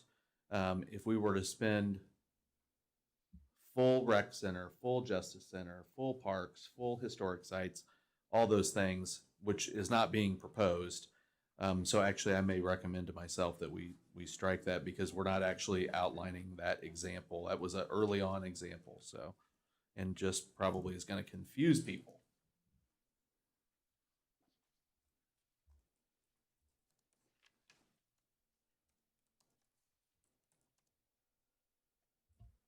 Doug, I just want to make a comment. I think I'm really impressed that you put this whole thing together for us. You've done a really nice job of outlining this. I know we're not quite to the conclusion point, but I think it just needs to be said that this is really great. Thanks. So thank you. Oh, it's my pleasure. I have to confess that I did ask Mr. Walker not to opine anything, but he did make sure that I had correctly stated the legal things in the document. So there was a little fact checking that went on. Actually, since we're just freewheeling here, does number 5 even need to be in here? Okay. It's a little bit repetitive and doesn't really provide any recommendation. Okay.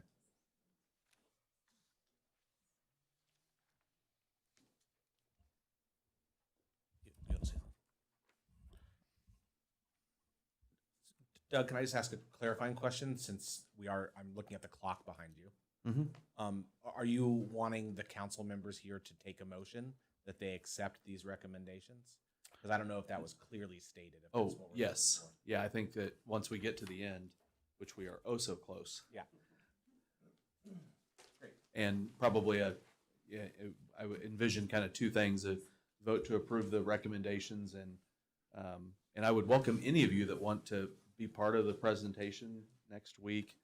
I'm jumping ahead a little bit, but we can talk about who will speak on behalf of this committee, and then ultimately we will conclude with a permanent adjournment of this committee.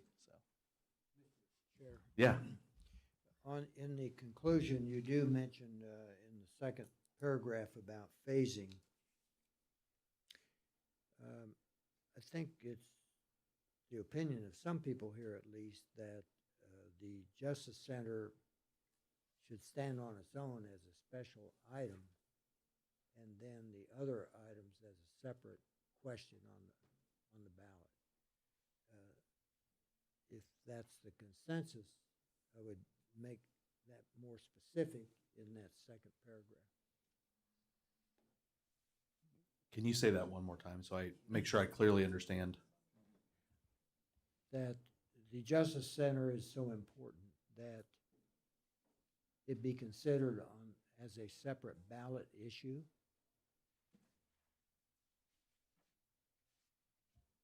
And the other items can be packaged as a second ballot issue. The reason just for mentioning that to the council is because we're talking about a lot of money here, and the size of putting them all together could just cause the Justice Center to not get approved. And Justice Center is I think the #1 priority here. So we have to do everything possible to make sure it gets passed. Larry, I agree with you, but I just want to make a clarifying question. I thought we were instructed not to make a bond suggestion as this committee. I believe that is correct. Right. So I think unfortunately, though, I think I agree with what you're saying, and your sentiment is definitely heard. I think we were asked not to make that as part of our recommendation just because of the legalities around the document. Well, that doesn't make sense. It seems to me we can say the council could consider separating these items out. That's not telling them what to do. It's only saying you could consider this. Yeah, and that makes sense. Yes, I think we can probably say that.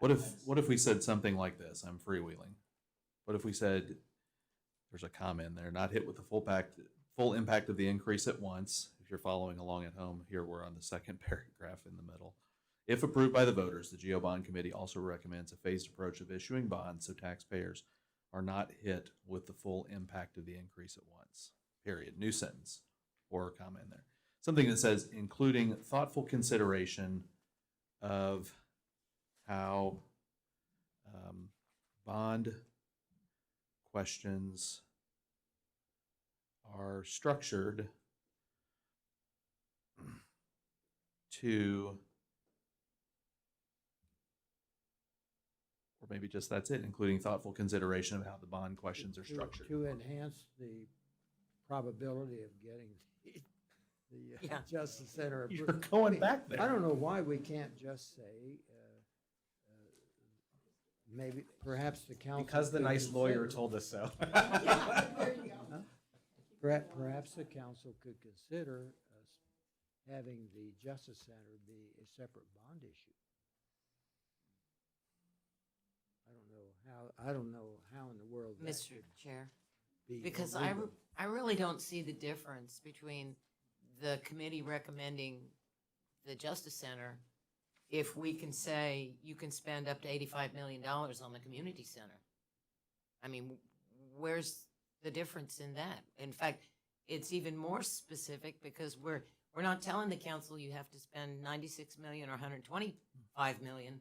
We're just saying we want this as a priority, but in item I, we're saying consider up to 85 million. Go, carte blanche on this. What's the difference? Mr. Chairman, I've made a half career of frustrating city attorney, so we'll continue that practice here.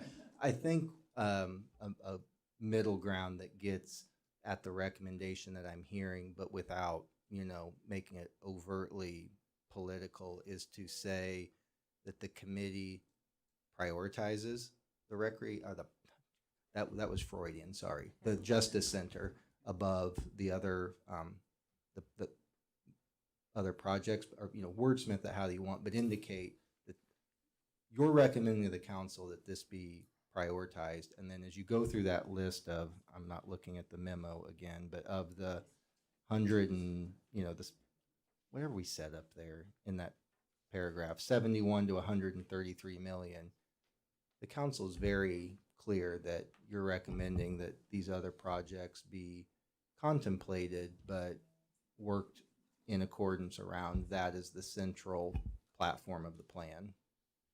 Perhaps it's a thought. It's a good thought.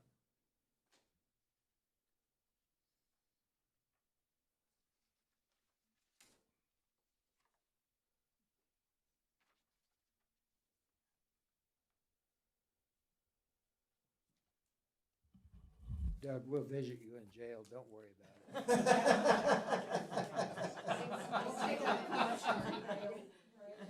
That'll be at the new Justice And see that, I would be fine. Chief, I'll take recommendation or reservation for one, please. First tenant. King Suite. Your bologna sandwich will be made first.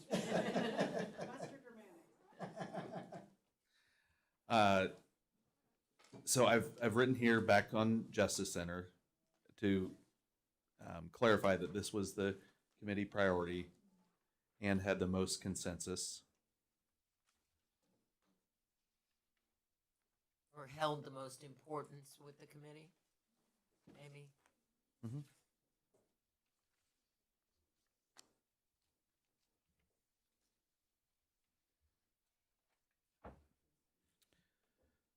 Yeah, I think I try not to ever be contrary with you, Mr. Blick, but I do think that we had received a directive to not directly discuss a ballot question. So I think that I would be really thrilled to put something like including a thoughtful consideration of how bond questions are structured for voters.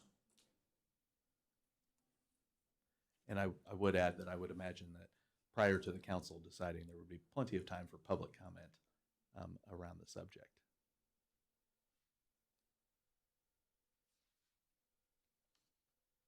What do you think?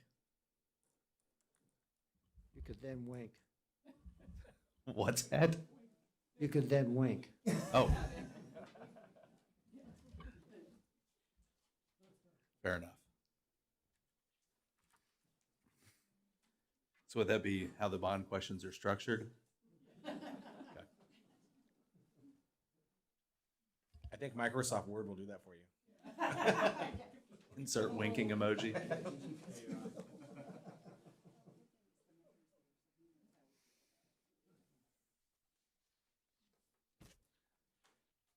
All right, we made it. clearly there's a little bit of work left to do on my end. It's all been recorded and publicly available, so that is there to hold me accountable to make these changes. I see Lucy pressing her microphone. You go ahead. I'm sorry. I just want to know how, since we are so divided and the language, no insult, is a little bit ambiguous, that will be with the report, how does that tie into our obligation as committee members, where it said that we're appointed to work with Olson Studios in promoting the general obligation bond? Do you feel that we've done our due diligence? To that particular point, I think this committee has slightly morphed, and one of the reasons why, at least how I have experienced it, is when the city put together the original slate, the numbers that they had at their discretion were we were maybe just a little bit out of the gate early, because we really got upended by the Justice Center number. And thankfully, we've come around in resolving that. But this committee, now that I've worked backwards in my mind, and again, I'm just one person recounting this, but we really had to be a lot more discerning. We had a nice, neat package to consider. We had $250 million. It bought us everything that staff had, and through different plans and citizen surveys, had all come together. I mean, it was tied up like a Christmas present. And all of a sudden, $80 million more for the Justice Center meant that there were going to have to be priorities. And all of a sudden, we became a lot more involved in discerning about the specific projects. I mean, obviously, you guys have lived through all of this. So that is a long-winded answer of saying that I think that while that may have been stated, I'm not sure we accomplished it, but I think it was because we really had to pivot our roles into being a lot more of an investigative into what were the most important things that we accomplish.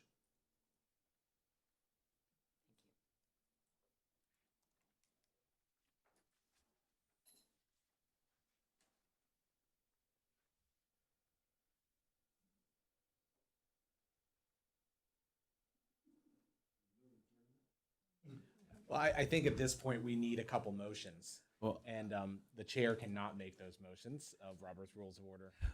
So if you want to restate what you are thinking, but I think we want to come to a consensus that we are in agreement with this recommendation with the alterations that Doug will make from this evening. And then he also wanted to know about presenting this to the city council next week, Tuesday evening during their study session. I think we'll handle that off the motion, but I think, yes, I think what we would like to do is have a motion to present the recommendations as amended tonight. Yeah, that's it, to present them Mr. to the, Chair, be quite frank with you. I came in here tonight ready to make a motion to remove from consideration the community center. And so that's why I asked about our obligations of promoting the general obligation bond. Because, be quite frank with you, if this committee feels that we are recommending an $85 million community center, I cannot agree to that, and I will resign from the committee rather than break my oath. well, I don't want to do that, so let's talk this through. I'm not sure that I want to make sure I really am understanding. At this moment, I'm not sure I'm entirely understanding your point, and that's on me, not you. No, that's what discussion is for. I personally think that we should not recommend how much money the city council has an option. If we can't put a recommendation on our priority, so to speak, we should not be recommending how much money they can cap out with. And if we're passing the baton to the city council, we need to do so in a clean pass. without saying, oh, by the way, you can spend as much as $85 million on the community center. Because, be quite frank, that sticks in my craw. And I know it's going to stick in a lot of other people's craws as well. Sure. Well, to be honest with you, that doesn't give me a whole lot of heartburn to scratch that. I understand your point. All of our council members, I think, have popped into one of our meetings or have watched it online. They know the discussion. They know the dollar amount. And so I know that there's two things. There's writing things, but then there's also the kind of spirit. I think earlier you referenced point I, correct? Correct. Is where this ambiguity is coming from? Correct.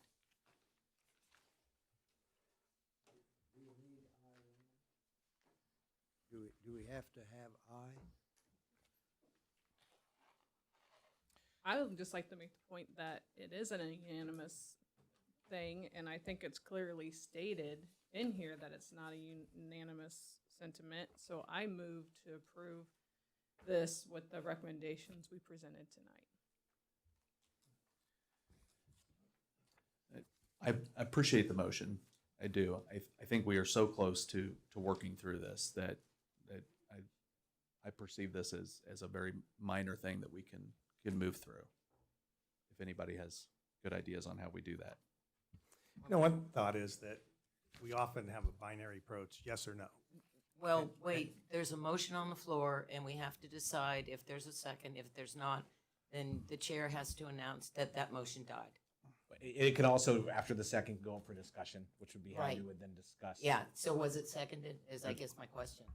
Okay, I'm gonna have to have somebody help me with Robert's rules here. So there is a motion on the floor to accept the amended version of the recommendations tonight. Is there a second on that? I second. Okay, there is a second. So at this point, Now we would open it up for discussion. now we would open it for discussion. Mr. Pratt. Thanks. So the complexity of this is incredible, as we know, all these details. For me, I have support with reservations. I still have some information I'd like to know. I'm not where I could say absolutely. In some places we say, well, you have strong support, some support, support with reservations, no support, or I'll fight it to the death. I mean, whatever spectrum you would say, it would be interesting to me to know from this committee when we vote, do we have a 5 strong support, a 4 I'm supportive, 3 maybe with some questions? You get the idea. I don't know if this requires a formal amendment. It would be interesting to see what people say, but I could vote support with reservations. But if you're asking me to say strong support, absolutely, as written, I would vote no. Okay, I appreciate that. What if we clarified that the committee was almost at a 50-50 split on that particular project?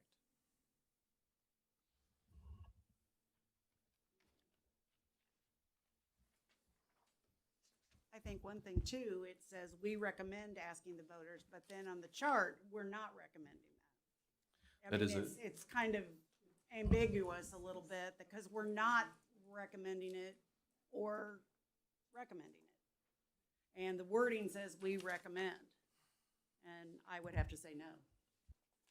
Well, I'm going to try to keep myself from not being confused. At this point, we are telling the council they have to decide on the rec center issue.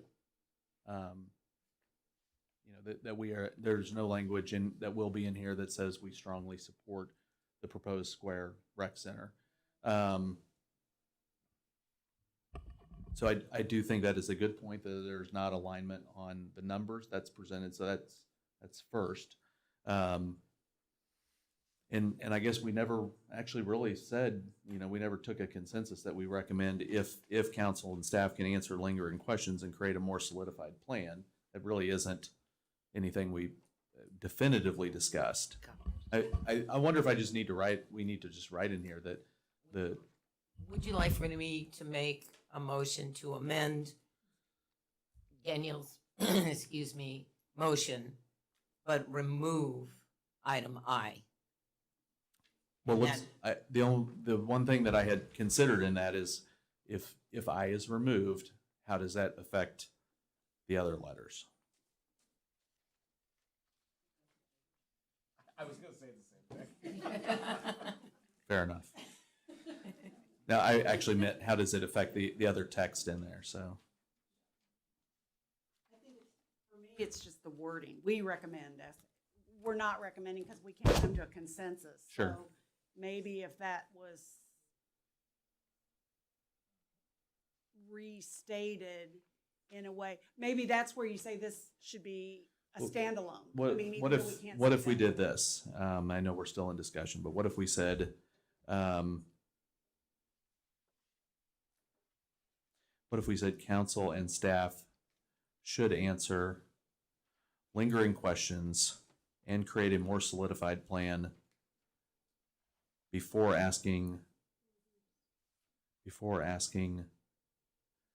voters to consider a rec and community center.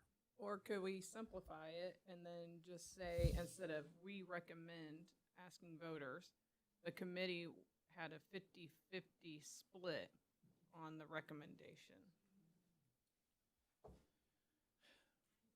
I have a question about that. Sorry.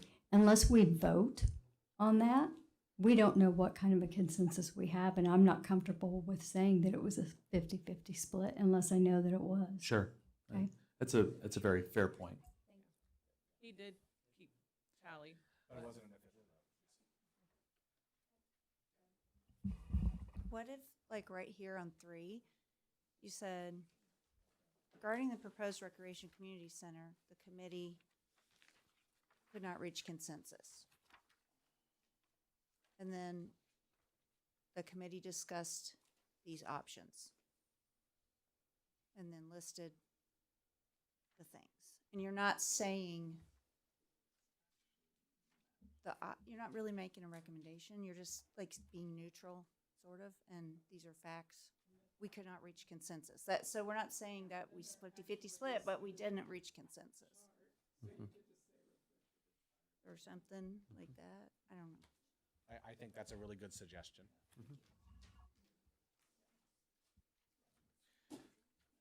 Regarding the proposed recreation or community center, the committee did not agree. The committee did discuss these. We agreed earlier to amend A to just say there was not agreement on all facets of the proposed recreation center, but the committee agreed on many things. Then go through.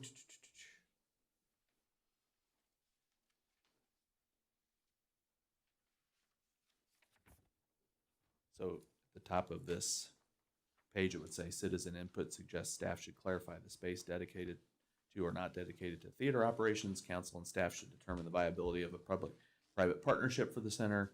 Council and staff should answer the lingering questions and create a more solidified plan before asking voters to consider a rec or community center. If the council decides to wait before putting a rec or community center to the vote of the people, it should consider allocating funds to prepare the site of the old City Hall and Justice Center for development. That's fine.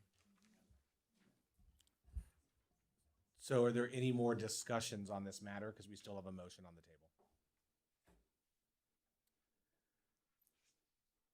What I want to make sure we do correctly is, it looks like we've had, since the motion and the second, we've had one amendment to letter I, and I need somebody to tell me how we would facilitate, or I don't know if we just ask the motion and the second if they accept it as a friendly amendment.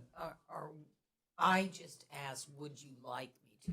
So, I don't even know how that process works. yeah, but with your language change, would she have to make an amendment, a motion to amend? Because you were the solution. I'll amend my motion.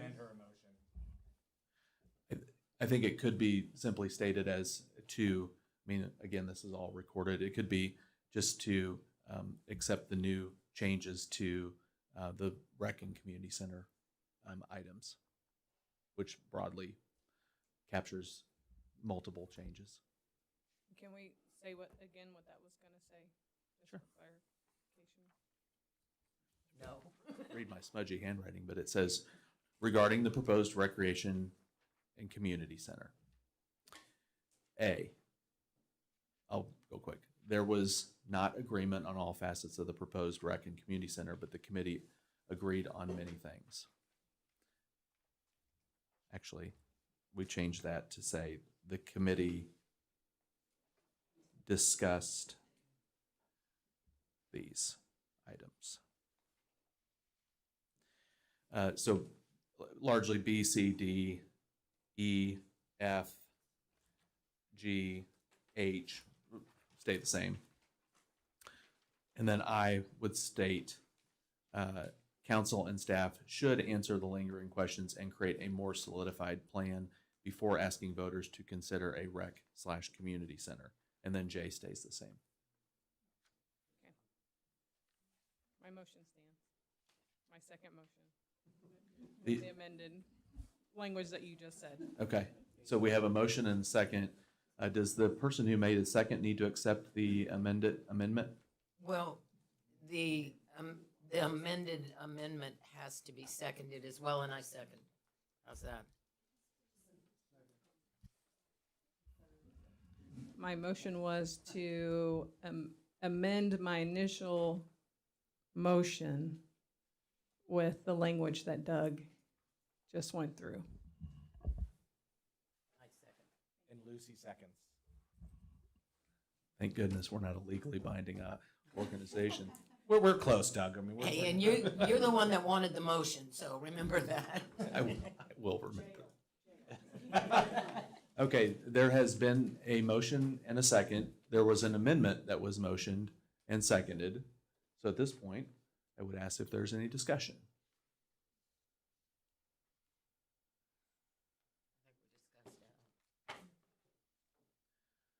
All of those in favor of approving the motion and the amendment on the floor, please say aye.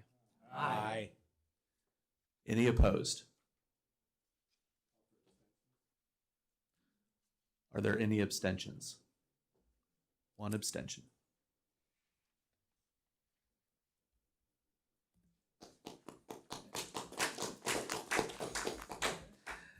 I won't belabor the point. I've said this several times. I just want to thank all of you, above all, for just being thoughtful. I think I'm quoting Bridget McCandless, who said, we live in the show me state and the independence is the make me city, or something like that.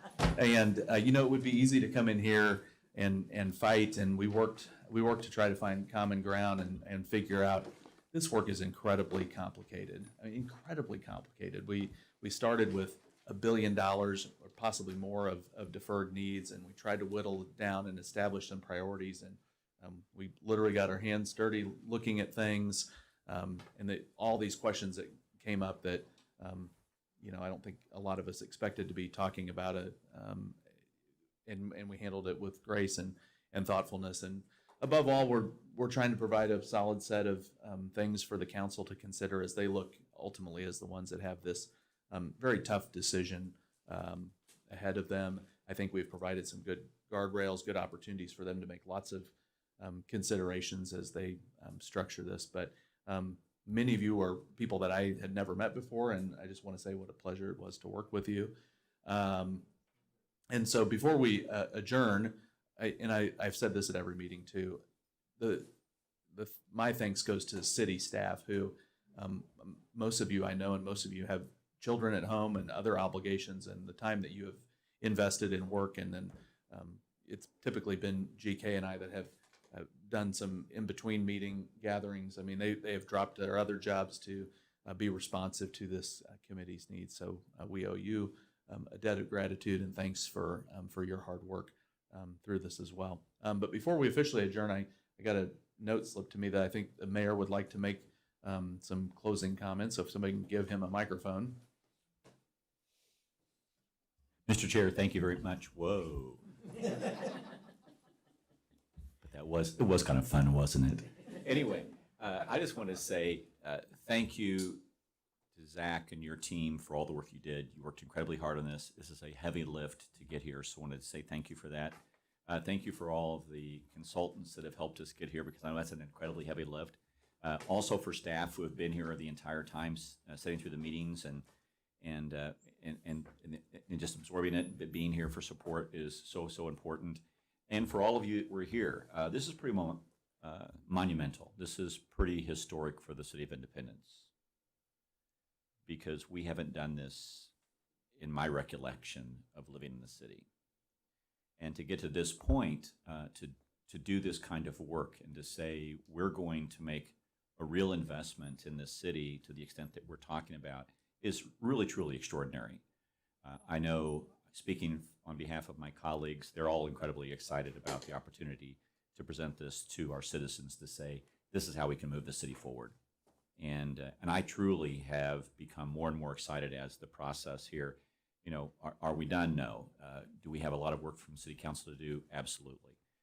But can this be done? No question. Does the city need it? There's no doubt about it. Do we need a Justice Center? No question. The chief knows that we're all behind that. But the work you've done is not without being noticed, but it's also incredibly monumental to be here at this table. You can tell your children and grandchildren. I was in the room when we talked about that, and that's pretty remarkable. You know, you hear bricklayers say, I worked on that bridge, or I did this, and that gives us all a sense of being part of the community and part of the fabric that makes us this community. And so I just want to say thank you all for the tremendous amount of work you've done. And Mr. Chair, wonderful work, and you were very, very kind and respectful to your colleagues, and that is, and I think that's one of your great traits as an individual, just a human being, is in that regard. So, and I just want to say thank all of you for all the work you did, and I hope I didn't go over my 3-minute time limit. Consider yourself gaveled. You can consider myself gaveled by Lucy. Thank you very much. Turnabout's fair play. Absolutely. At this point, I would accept a motion to permanently adjourn this committee. I have a motion here and a second to permanently adjourn it. Shannon will take the second. All those in favor of adjourning this committee and this body's work, please say aye. Aye. All opposed? No. All right. If you have an interest, just come pop over here on your way out. If you have an interest, or shoot me an email if you'd like to be part of the presentation next week. I'd be happy to do. If some of you want to come, we could do a little relay or pass the baton or share the script, whatever. So. Oh, okay.